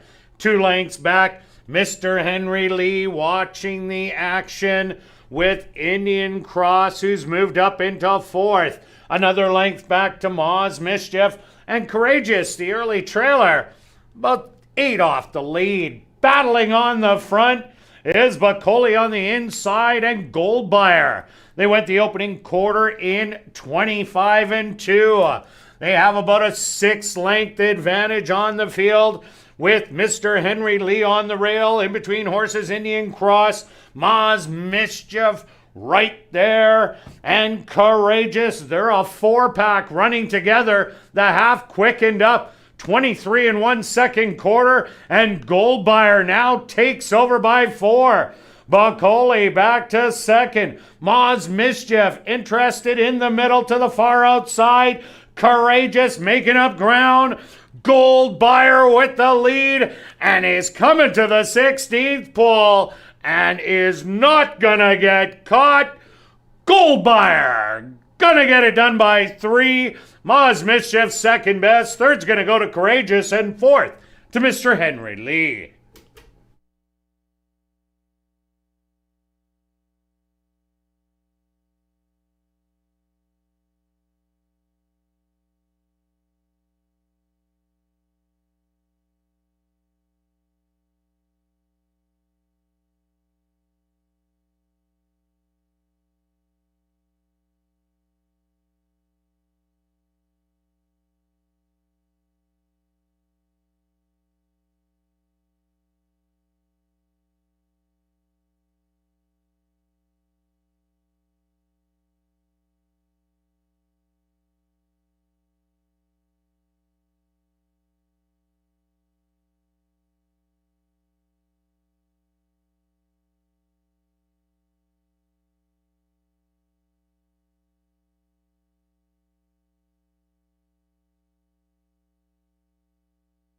The Stewart's opposed to number 6, Gold Buyer, as a race winner. Second goes to number 3, Moz Mischief.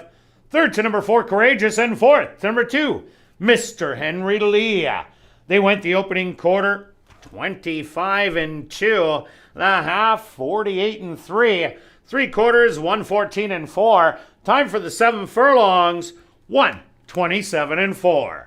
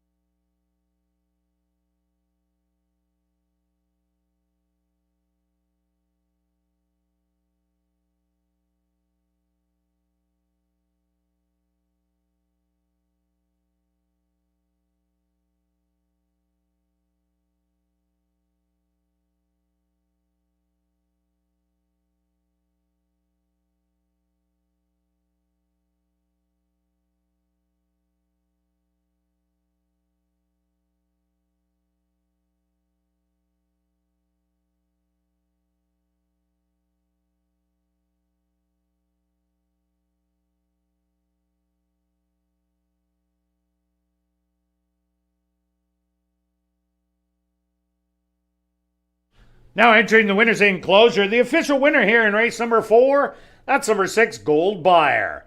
Gold Buyer is a gray roan gelding, 5 years old, by My Golden Song, out of the mare Most Magic by Magic Call. Owned by Mike Powers, trained by Jerry Gorno, and ridden to victory by Caleb Pizarro. Time for the 7 furlongs, 1:27:04. Congratulations goes out to trainer Jerry Gorno, who scores win number 2 on the card. Race 4 is official in the upcoming 5th race. There are no changes. Post time for race number 5, 19 minutes away.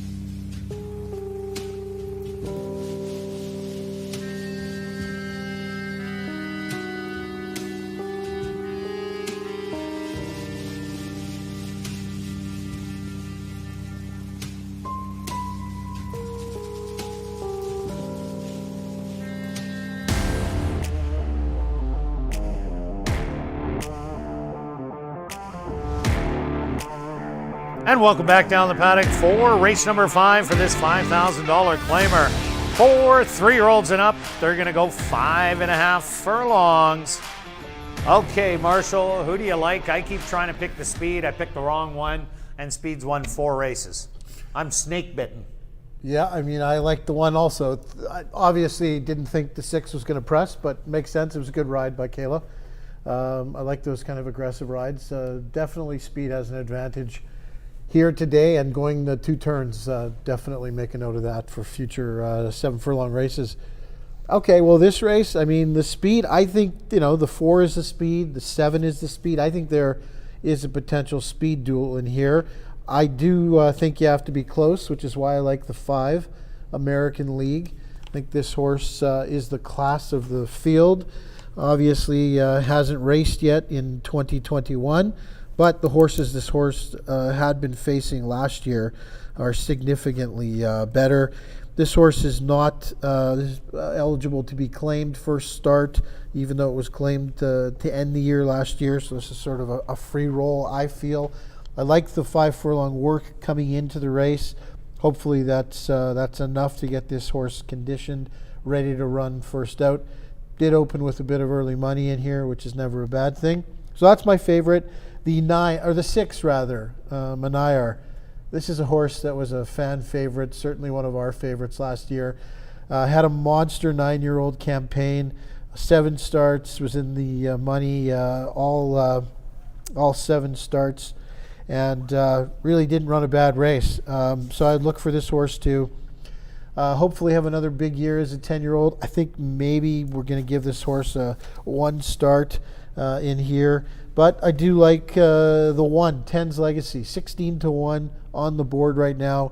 Again, has run numbers that certainly fit with this condition. Did run well early on last year. And I think this horse could get a good stalking trip on the inside if the speed does back up slightly in here. Stretch? Well, I'm going to start with a horse that's not on my list, but Kirt has it, and that's the 4 horse. Morning line of 20-1. 4-1 there. If you look at the double prices, the 4 is the lowest. I'm sorry, the pick 3 prices. Only paying $70 to that horse, whereas the 3 horse, who is probably likely to be the favorite, is paying $93. I always like to look at that. So interesting on a 20-1 morning line, and he's at the lowest in the pick 3 prices. I'm going to go to the horse that I like, who happens to suddenly be 9-1, and there he is. Good timing, Jake, as always. Horses race, chased Tis Funny in the 1 race last Tuesday. Nobody's beaten Tis Funny at 5 furlongs for 5,000. This horse ran evenly, which I do like. Nice tightener. Jerry claimed this horse 2 back, which I do like, that he's got so many horses, but decides to claim this one, so he knows the right spot for it. Horse has already won a couple times this year at Fawner. That's my selection. I think the horse is going to get a great trip behind the speed that you guys talk about. And then I'm with you on the other 2 that you select. Kirt, talk about your 8. Yeah, I think there's some pace here with 10's Legacy, the 1, the 4 Spire, 5 American League, the 7 Zucchini. All of them can show speed, but I like the 8 Plum Lucky. Early on in the year last year, this horse ran some really good races. Ran against Mana Blues, who ended up being stake placed, and ran big races all last year at the first level allowance. Then came back and got into some trouble, was 4th beaten 4 against Wits Gold, who went wire to wire. This horse likes going farther, but I really like the workout pattern. A bunch of half miles in it. All of them are on the better side. The last 2, both 49-1, 49-4. Second best each day. So they were almost bullets. So Plum Lucky, like I said, just won't be on the front end. I expect it to be 5-6 lengths back, but closing the gap by the time they hit the head of the lane. And this horse did have the great year, 9 for 13 in the money. And at Assiniboia Downs was 6 for 7, only missing the board once. And that wasn't a bad effort, where Mr. Henry Lee won it and was in a 3-way photo for 2nd and ended up running 4th. So Plum Lucky, I think, is a big price here right now at 13-1. I do like Spire also. This horse started going through conditions, the non-4 lifetime, but after that started running some big races at the 75 level. Courtney Ross having a great start to 2021 with 2 wins out of 3 starters already. So Spire, another one. But this is a wide open race. Let's go straight to our bets. See what we got in here. Okay, let's start it off with you, Marshall. Pretty simple. Pretty simple. I was obviously hoping for more of a morning line price, 7-2. At even money, I'm going to probably back off on that, but we'll see what happens in the odds. All right, over to you, Stretch. I think it will go up quite a bit based on the pick 3 prices, Marshall. So it's just early money. People have heard you're talking, they bet. No doubt. That's all. I've stepped up my exactor box to the 3, 5, and 6. Those are my 3 contenders, and because it is a wide open race. So yeah, 3, 5, 6. Yeah, and that's why I played the ticket the way I did. I like Plum Lucky, the long shot. So I went up and down in the exactors, 8 with all with 8. That'll cost you $14. Good luck with all your selections here in race number 5, and we'll see you back for race 6.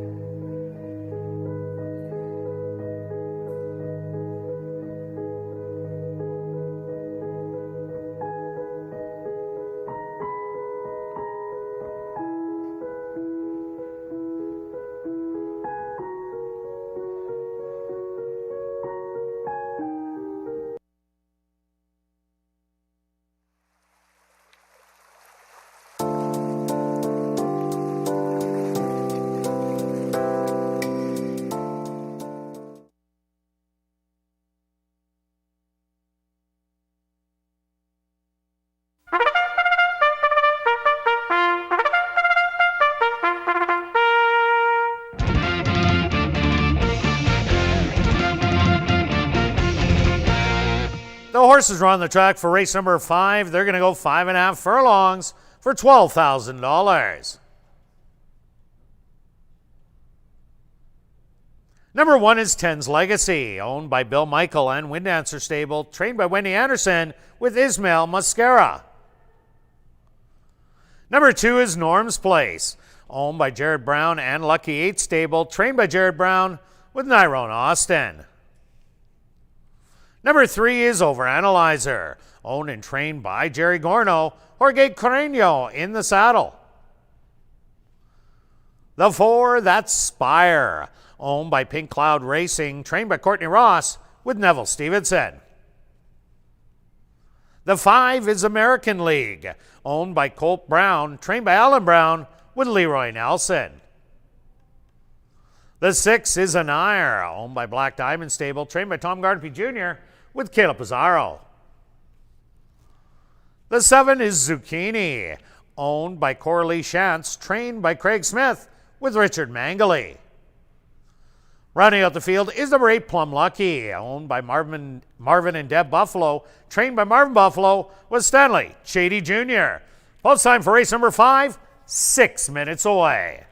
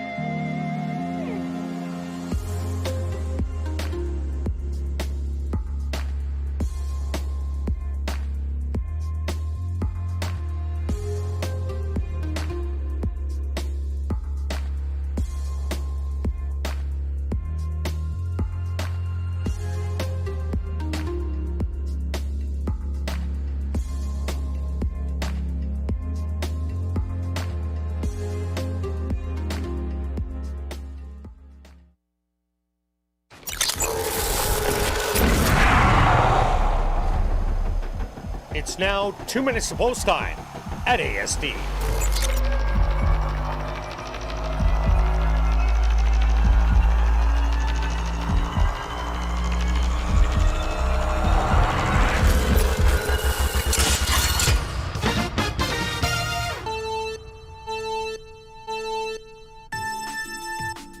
I think the class of the race is the 5 American League. Bullet Work coming in, has been facing much tougher in previous years. 24 for 38 in the money on dirt. Don't love the price, but definitely like the horse. Maybe used with the 1, Penn's Legacy at 24 to 1 in an exactor. Okay, I'm on the 3 horse at getting a crazy price of 5 to 1. I'm using the angle that the horse has already been racing and gets the advantage. That's the key to this horse for me. Normally, if they've all raced equally, then I'd be looking elsewhere. I'm hoping the condition edge is the difference for this horse. I do like the 5 and 6 as well. Kirt? I went to number 8, Plum Lucky. Yes, Speed has won the first 4 races. I'm taking Plum Lucky to come off the pace. I think there is going to be a big battle up front. And watch for the pink silks of Plum Lucky to get them all late. Good luck here in race 5.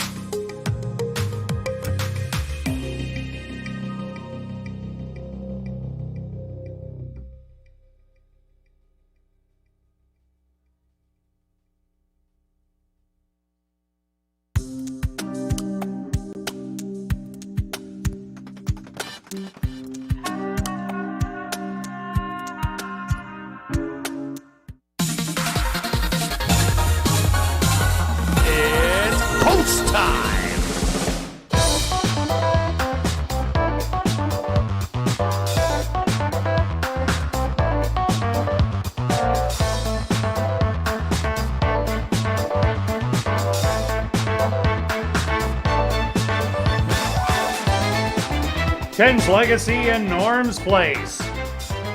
Both locked away. Overanalyzer's in. Spire finds his position. Next up, American League. Anair steps up.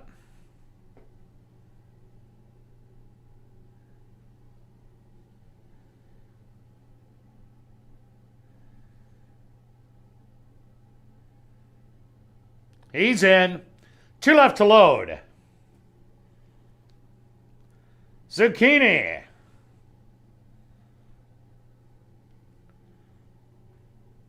And now just waiting on Plum Lucky.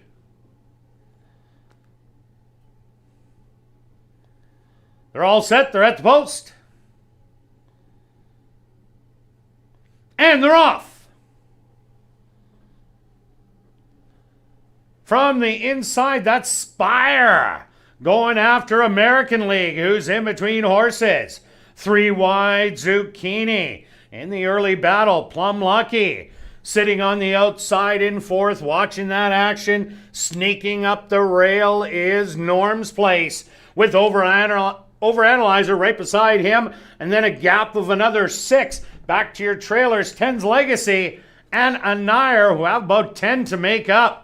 The opening quarter, 23-1. On the inside, Spire. American League in between horses, making a 3 wide bid, Zucchini. 4 wide, Plum Lucky. Overanalyzer also getting into it. And on the inside, Norm's Place.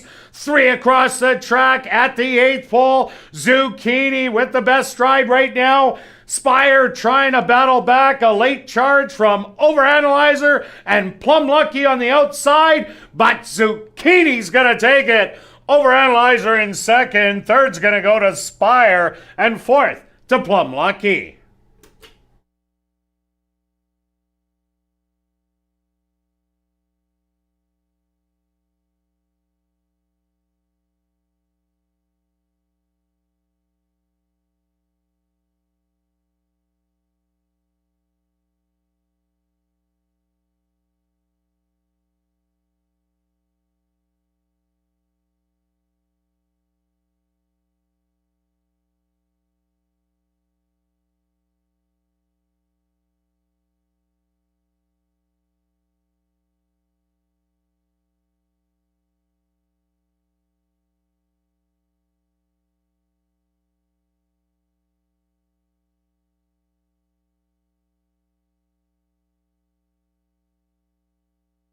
Stewart's opposed to number 7, Zucchini, as your race winner. A photograph has been called to determine the place and show positions.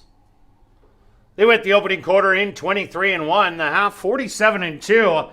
Time for the 5.5 furlongs, 106-3.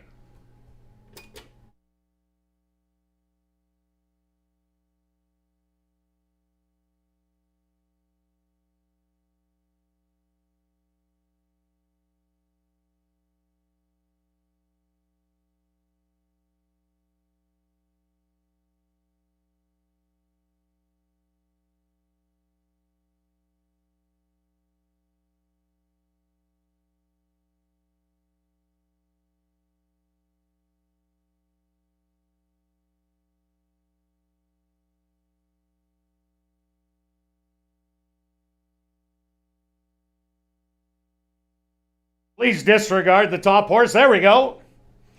Your unofficial winner is the 7, Zucchini. 2nd goes to number 3, Overanalyzer. 3rd to number 4, Spire. And 4th to the 8, Plum Lucky.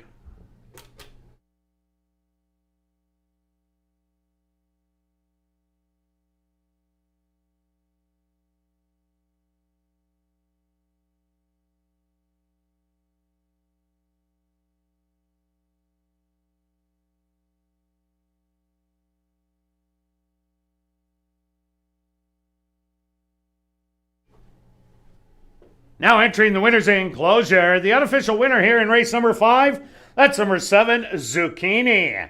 Zucchini is a chestnut gelding, 6-year-old by Peppered Cat, out of a mare Cornelia Marie by Golden Missile, owned by Coralie Shantz, trained by Craig Smith, and ridden on official victory by Richard Mangoli.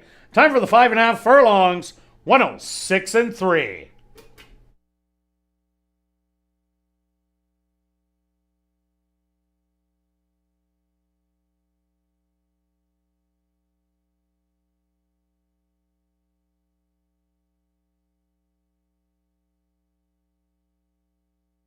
Race 5's official in the upcoming 6th race.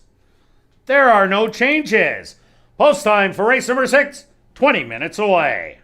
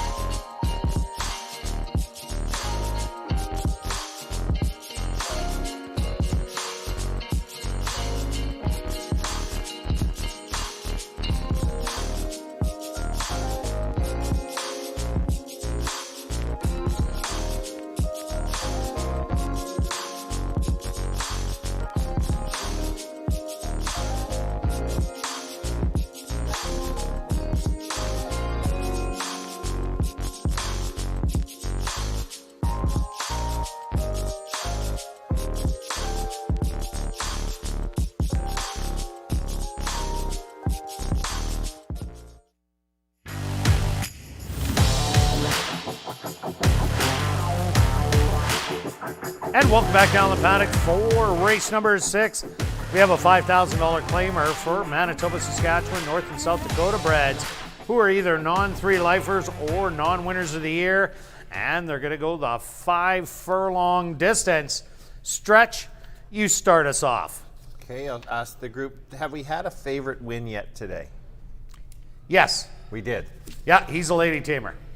Did it go off as a favorite? Yes, it did. I think it was 540. It's like co-favorite. Okay, I was going to say maybe we're going to have our first favorite of the day. At least wasn't a big. This horse is going to be a big favorite, I think, and that is the 5 horse. I think we know this level has fooled us. A lot of times, this kind of race was sometimes the last race of the night, and we'd be alive to multiple horses, and then we'd come to this one. But it's the second last race, so it's different. So yes, it's Johnny G. Is my selection as mentioned. Here's why. I've got a few reasons. Especially with their all layoffs. My figures are higher than most of them. The workouts, you have the trainer, and then as Marshall mentioned on ASD Live, handicap from the top up. And if you do, you look at last year. Bottom up. I'm sorry. Thank you, Marshall, for listening. Bottom up, and was much higher level, and then dropped, and then went to open. Got to be careful here. Open 62.50, and sure enough, very competitive, good run races there, and I think that's where this horse's level is. Actually, kind of it does drop in class because it's no longer it's backed with the Manitoba breds and Saskatchewans and all the others. So, top selection, got a 5 furlong work. That's the one I'm going with. The number 4 horse I mispronounced already today, so let's take a look at the 4 horse. I'm not even trying. 4 horse looks good. I'm selecting him as my second choice just because I can't say his name and does have speed. So it's not just because I can't say his name, but because he does have a lot of speed. And you look early, always gave us a reason to kind of bet him. The fans do like betting him. Why wouldn't you? Gives you a run, but just doesn't win enough for me. Second choice. Guys? Over to you, Marshall. Well, I can't get past the 5. I do think the 5 is a deserving favorite, but these races, as Stretch indicated, have really stymied us. So do I feel confident having just the 5? Absolutely not. I kind of like the 2, Rocky Barbados. I think this is the speed of the speed. Has run a number of good races, here at ASD. Does have a 5 furlong work coming into the race, which I like, but could end up dueling with the 4. But we saw again last race, you really have to be on or near the lead to have a chance. So from that sense, I think you gotta try to look at horses who are going to be near the lead, and that the 2, Rocky Barbados, definitely fits the bill. The other one I want to mention is the 6, Rascal Candy. This is a horse that, again, dropping, even from those state-bred 3,500 races. Those are races where the horses have multiple wins, not just the condition races.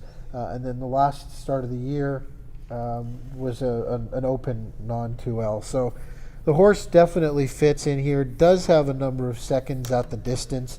But I do think the 6 is a competitor for this race. So the 5 on top, Kirt, but I still don't feel overly confident.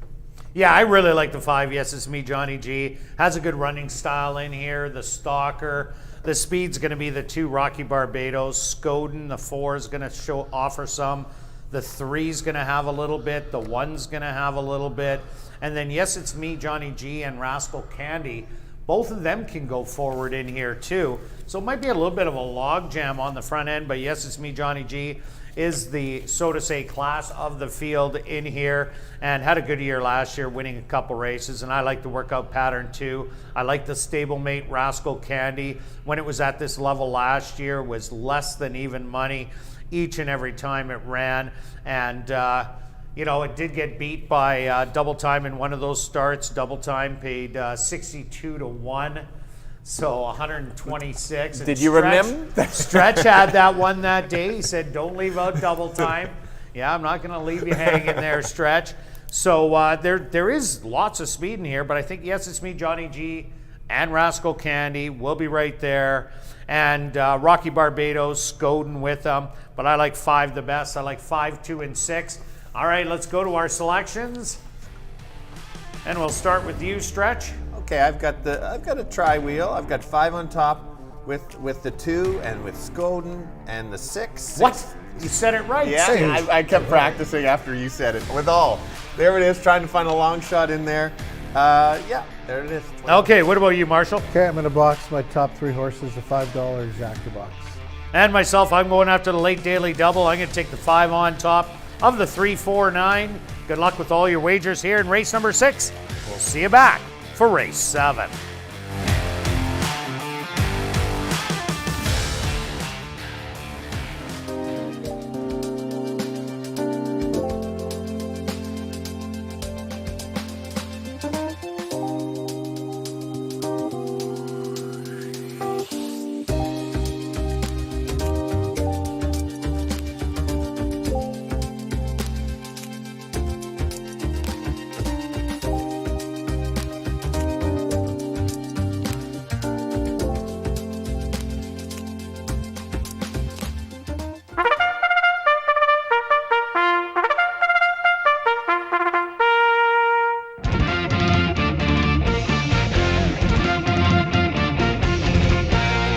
The horses are on the track for race number 6. They're going to go 5 furlongs for $9,600.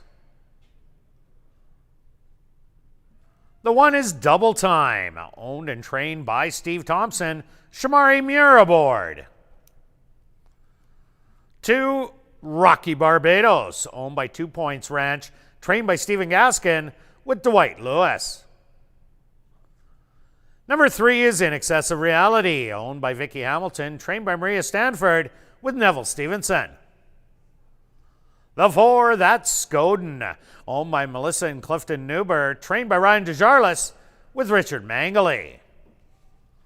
The 5, yes, it's me, Johnny G, owned by Jerry Lambert and Lynn Matthews, trained by Tom Gardapi Jr. with Leroy Nelson. The 6 is Rascal Candy, owned by 666 Ranch, trained by Tom Gardapi Jr. with Caleb Pizarro. The 7, that's Zip Eddie, owned by Trent Height, trained by Tom Gardapi Jr. with Jorge Carreño. Number 8 is True Commando, owned by Alonzo Daly, trained by Fred Rawson with Stanley Chady Jr. Rounding out the field is number 9, Lookin' Rich, owned by Vela K. Butler, trained by Sean Morin with Sheldon Chicken Ass. Post time for race number 6, 6 minutes away.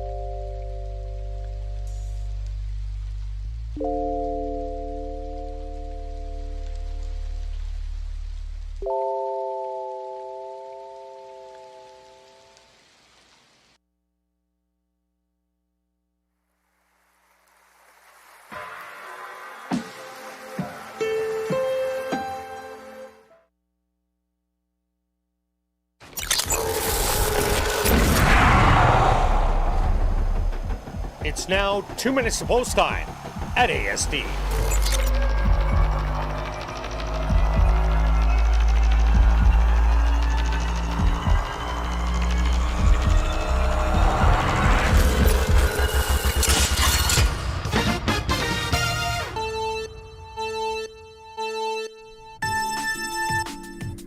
Hard to get past the big favorite in here, number 5. Yes, it's me, Johnny G. Lots of back class on display. A good 5 furlong work coming into the race, but I'm going to try and pair it up with the 6, Rascal Candy, for second. The horse does like to finish second at the distance. Maybe one of the speed horses, the 2 or 4, for third. Okay, I'm with you, Marshall. I can't get past it. 3 to 5, you've got to find elsewhere. Taking a bunch. 4 was kind of my second selection, showing a lot of speed. Was very good last year, first couple starts. Won the second start, ran a big race even first out. So I've got it 5-4, and it could be anybody for third. Maybe even my horse that I hit last year was the 1. Kirt? Yeah, it's a clean sweep between the 3 of us. I like Yes, It's Me, Johnny G, the 5. Maybe take the speed horses, as Speed's been doing well. That would be the 2 and 4 in the bottom of the exactor. Good luck here in race 6.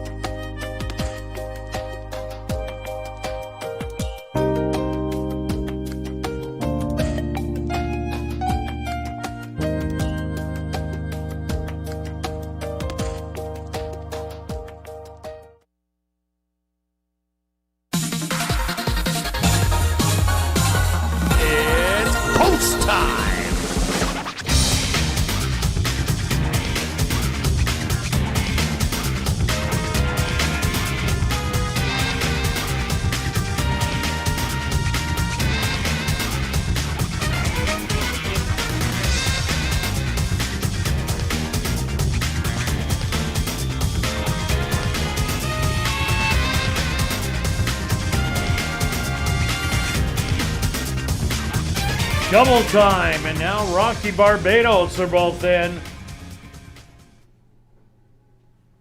In Excessive Reality, next to go in.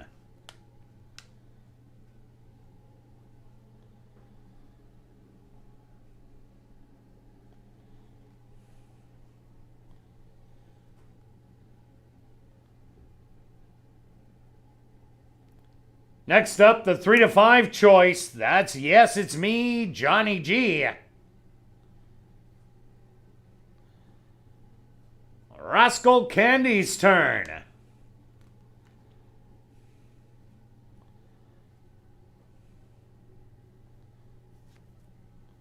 Zip Eddie now steps up.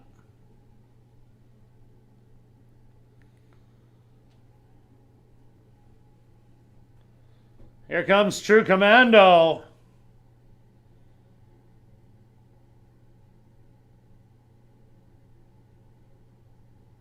Now just 2 left to load.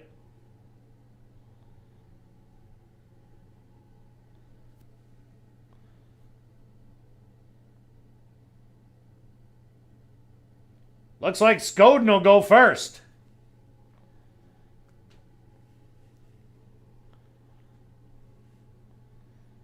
Rascal Candy a little fractious in the starting gate.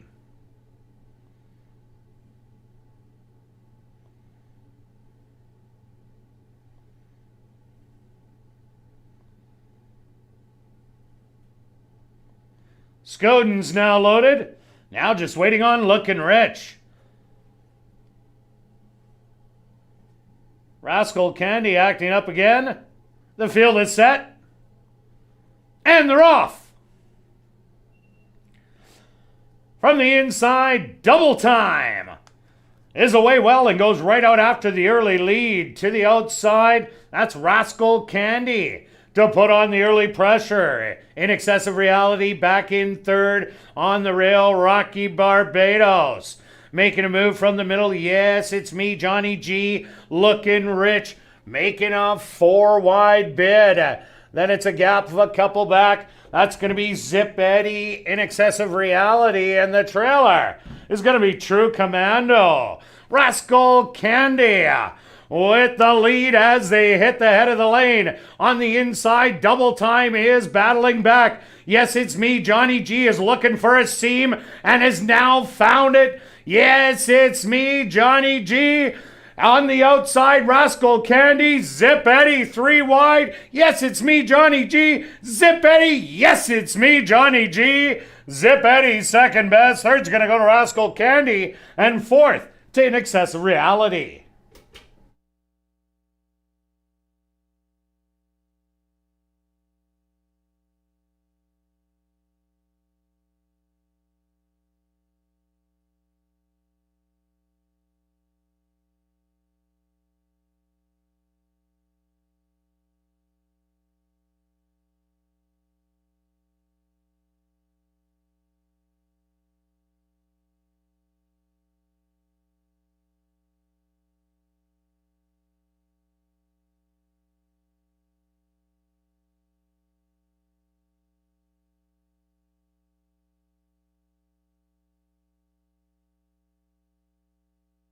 The Stewart's supposed to number 5. Yes, It's Me, Johnny G as the race winner.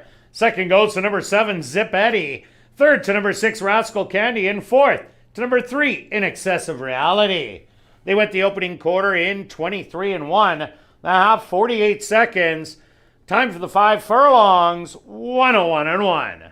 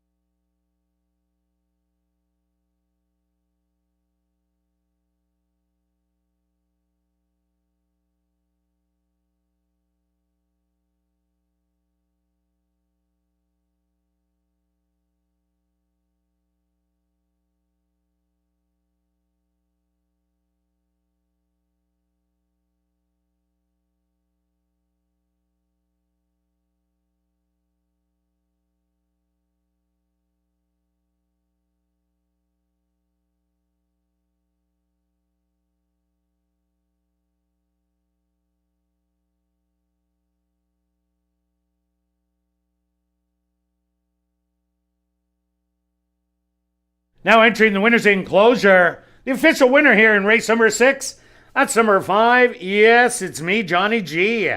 Yes, it's me, Johnny G. Is a chestnut gelding, 5 years old.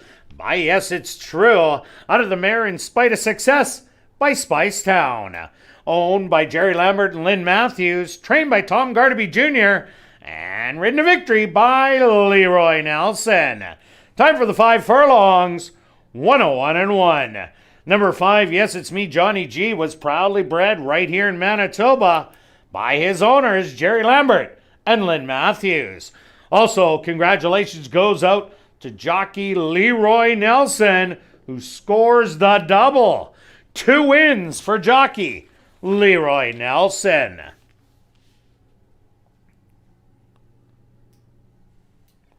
Race 6 is official in the upcoming 7th race. Number 4, Bella Galena. The owner should read K7 Racing Stable. Once again in this 7th race, number 4, Bella Galena. The owner, K7 Racing Stable.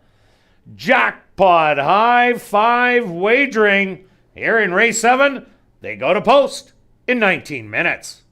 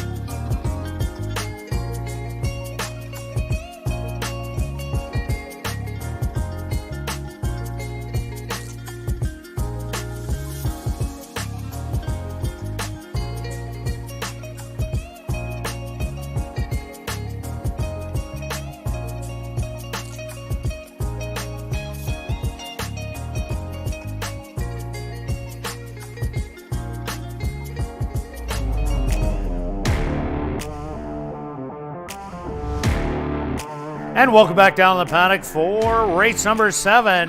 Jackpot high five time for this $2,500 claimer for fillies and mares 3 and up that are non-winners of the year. They're going to go 5.5 furlongs.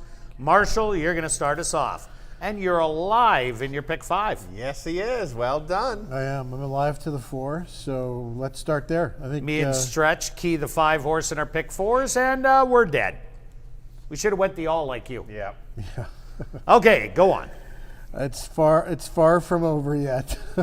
But Bella Galena, the 4 horse, to me looks like the speed of the race. I've got Gardapi and Nelson looking for them to complete the natural double. They won the last race, of course, on the big favorite. Looking for them to come through in the finale here. Bella Galena has run some big numbers going back to last year that definitely put her in the winner's circle. She's beaten a number of these horses as well.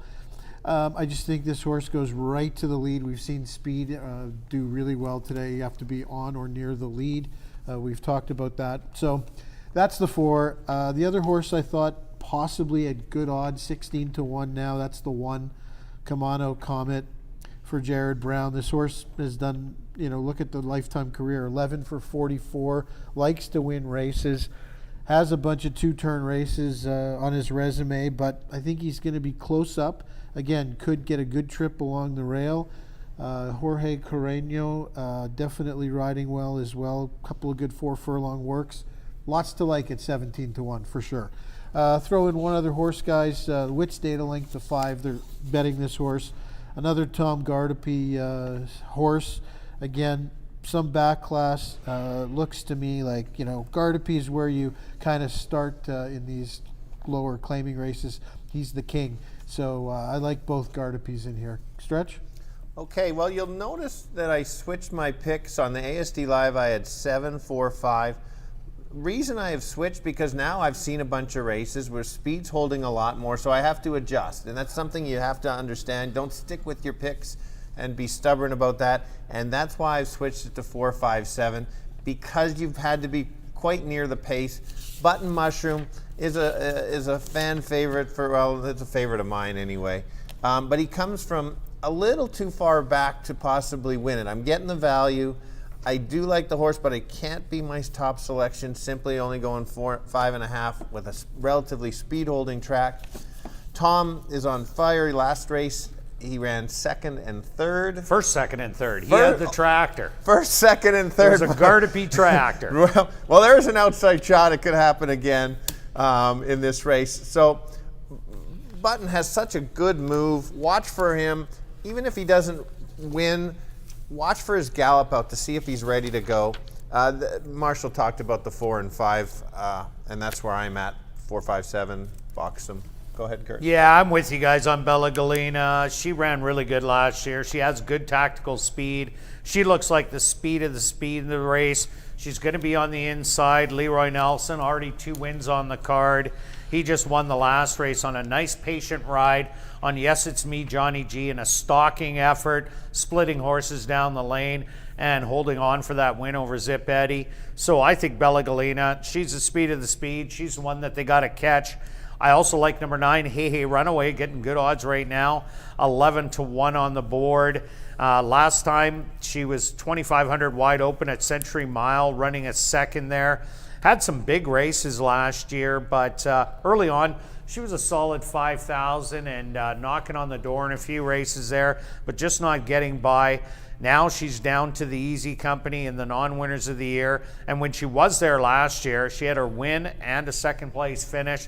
So I like her to get a piece of it, even though the outside draw. And I also like number 3, Videra. We're getting 13-1 right now. She ran some good races at the beginning of last year. She was in stakes company against Miss Imperial, who you just couldn't beat. Broadway Bonnie was a $25,000 solid claimer coming from Woodbine, and was running 4th and 5th to them, but they were the top girls here at the Downs. And then went to Prairie Meadows, showed some speed, but really couldn't get it going. And then came back to the Downs, got beat by the 9, Hey Hey Runaway. But I think freshened up, Videra does have a shot, tactical speed, inside post. That's why I'm going 4, 9, and 3. Let's go straight to our selections, and we're going to start off with you, Marshall. Well, I can see that I put 20 to win on the 4. I do have the pick 5 going, so might look to audible that slightly, but I think the 4 is the most likely winner. And you're not the only winner, so you're not going to scoop the pool. Correct. Stretch, what about you? Well, I am going to audible mine. I've had picked some winners, and I feel pretty good about today. Beth's assistant, Marissa, I believe, is going to help me out here. Beth's assistant, Marissa, could you switch it to $5 exactor box, please? I want to spend $30 on this because I'm so confident that that's what's coming in. Box 457, let's make it $5. All right, I'm going to go a little long shot hunting in here. I'm going to take Videra with Bella Galena, and then I'm going to use 4 horses on the bottom. Then I'm going to use Videra again with Hey Hey Runaway with 4 horses on the bottom. $2 wheels, each of those 16 each for a total of 32. Good luck with all your wagers here in race number 7, and we'll see you back tomorrow, 6:45 Central for ASD Live.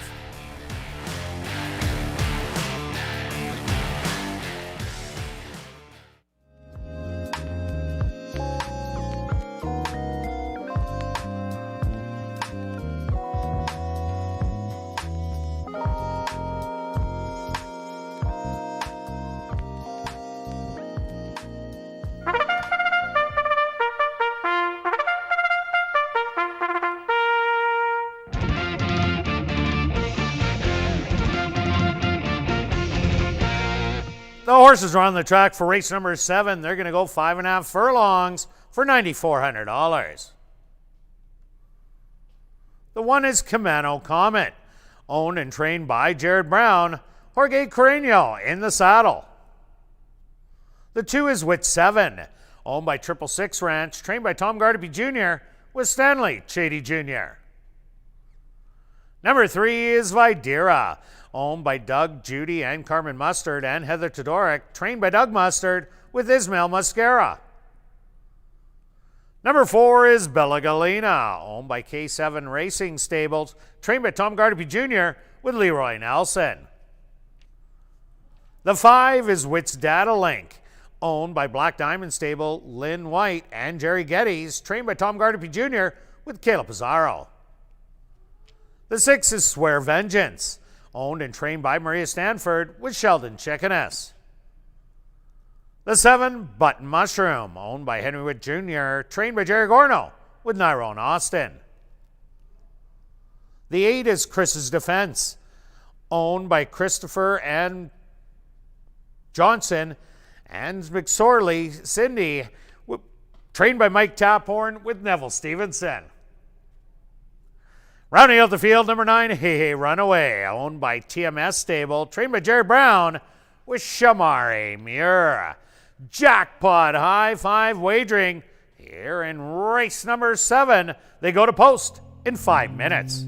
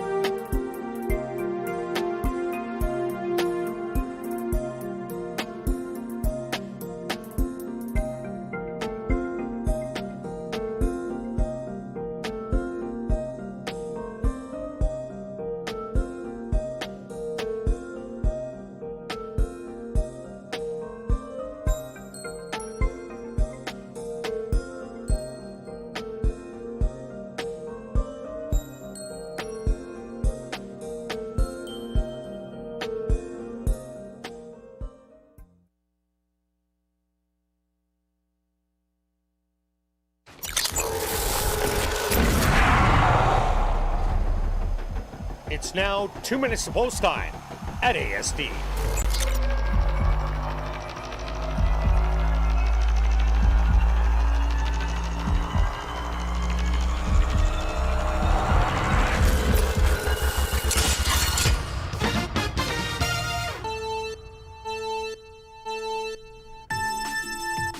Trainer Tom Gardepy had the triactor in the last race. He always seems to run well in these bottom claimers. He has the 2, 4, and 5 in here.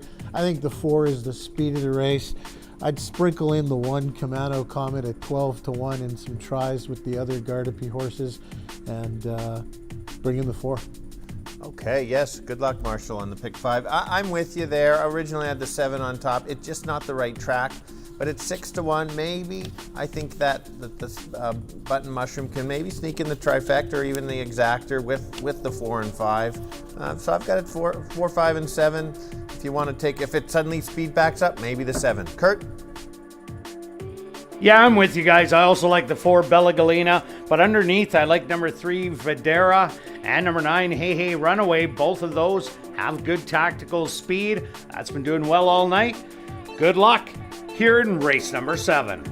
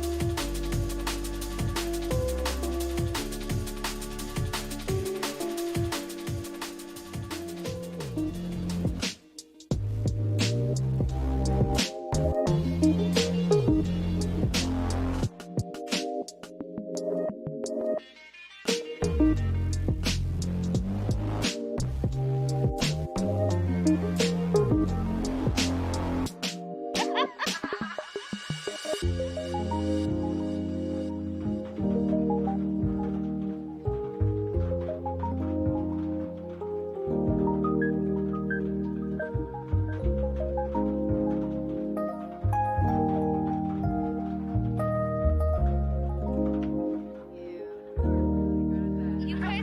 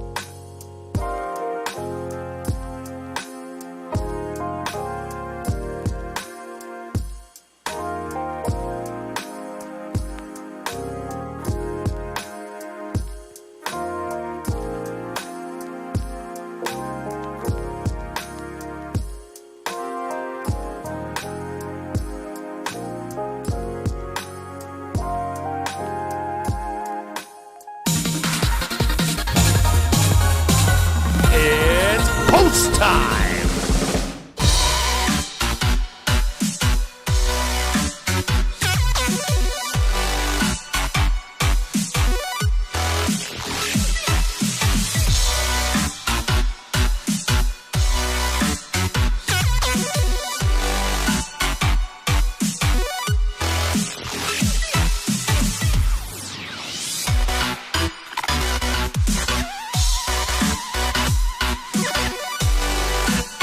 Comet leads him in for the nightcap. With 7 also loaded. Videra steps up and in. Bella Galena, the 6-5 choice, steps in. Next up, Wits Datalink.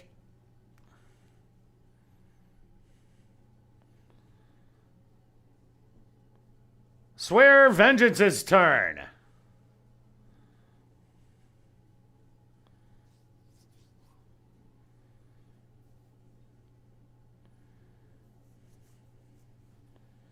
Button Mushroom walks up and in. 2 left to load.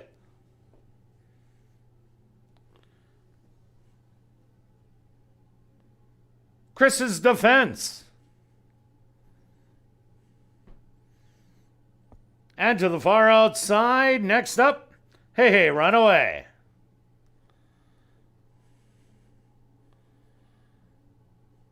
The field is set, they're at the post.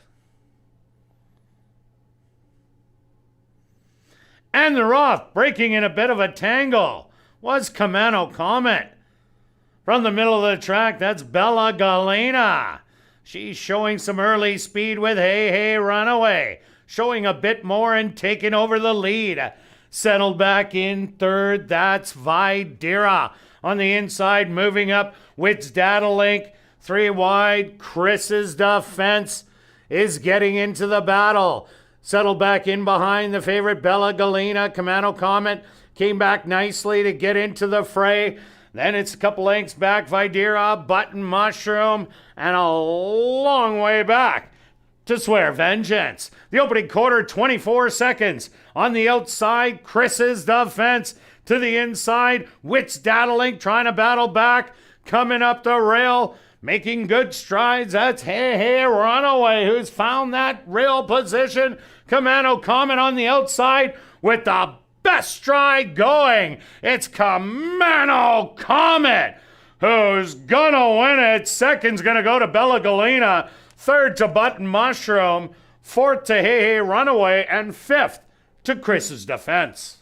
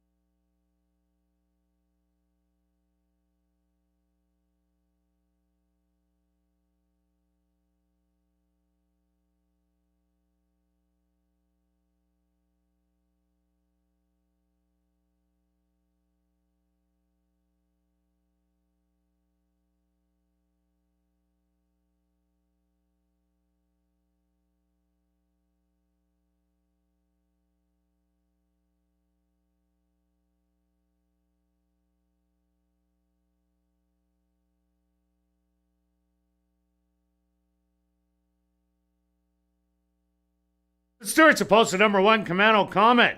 As your race winner, second goes to number 4, Bella Galena. Third to number 7, Button Mushroom. And fourth to number 9, Hey Hey Runaway.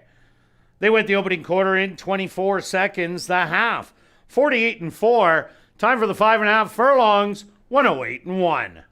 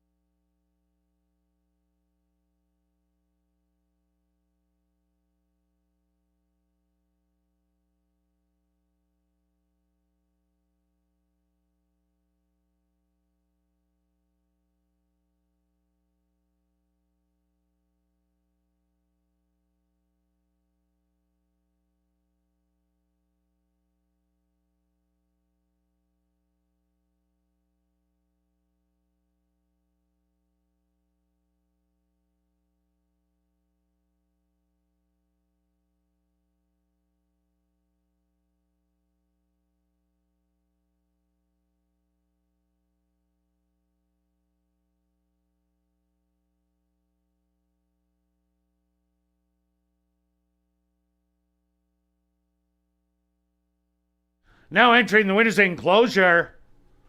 The official winner here in race number 7, that's number 1, Camano Comet. Camano Comet is a bay mare, 7 years old, by council member, out of the mare Cream by Summer Sham.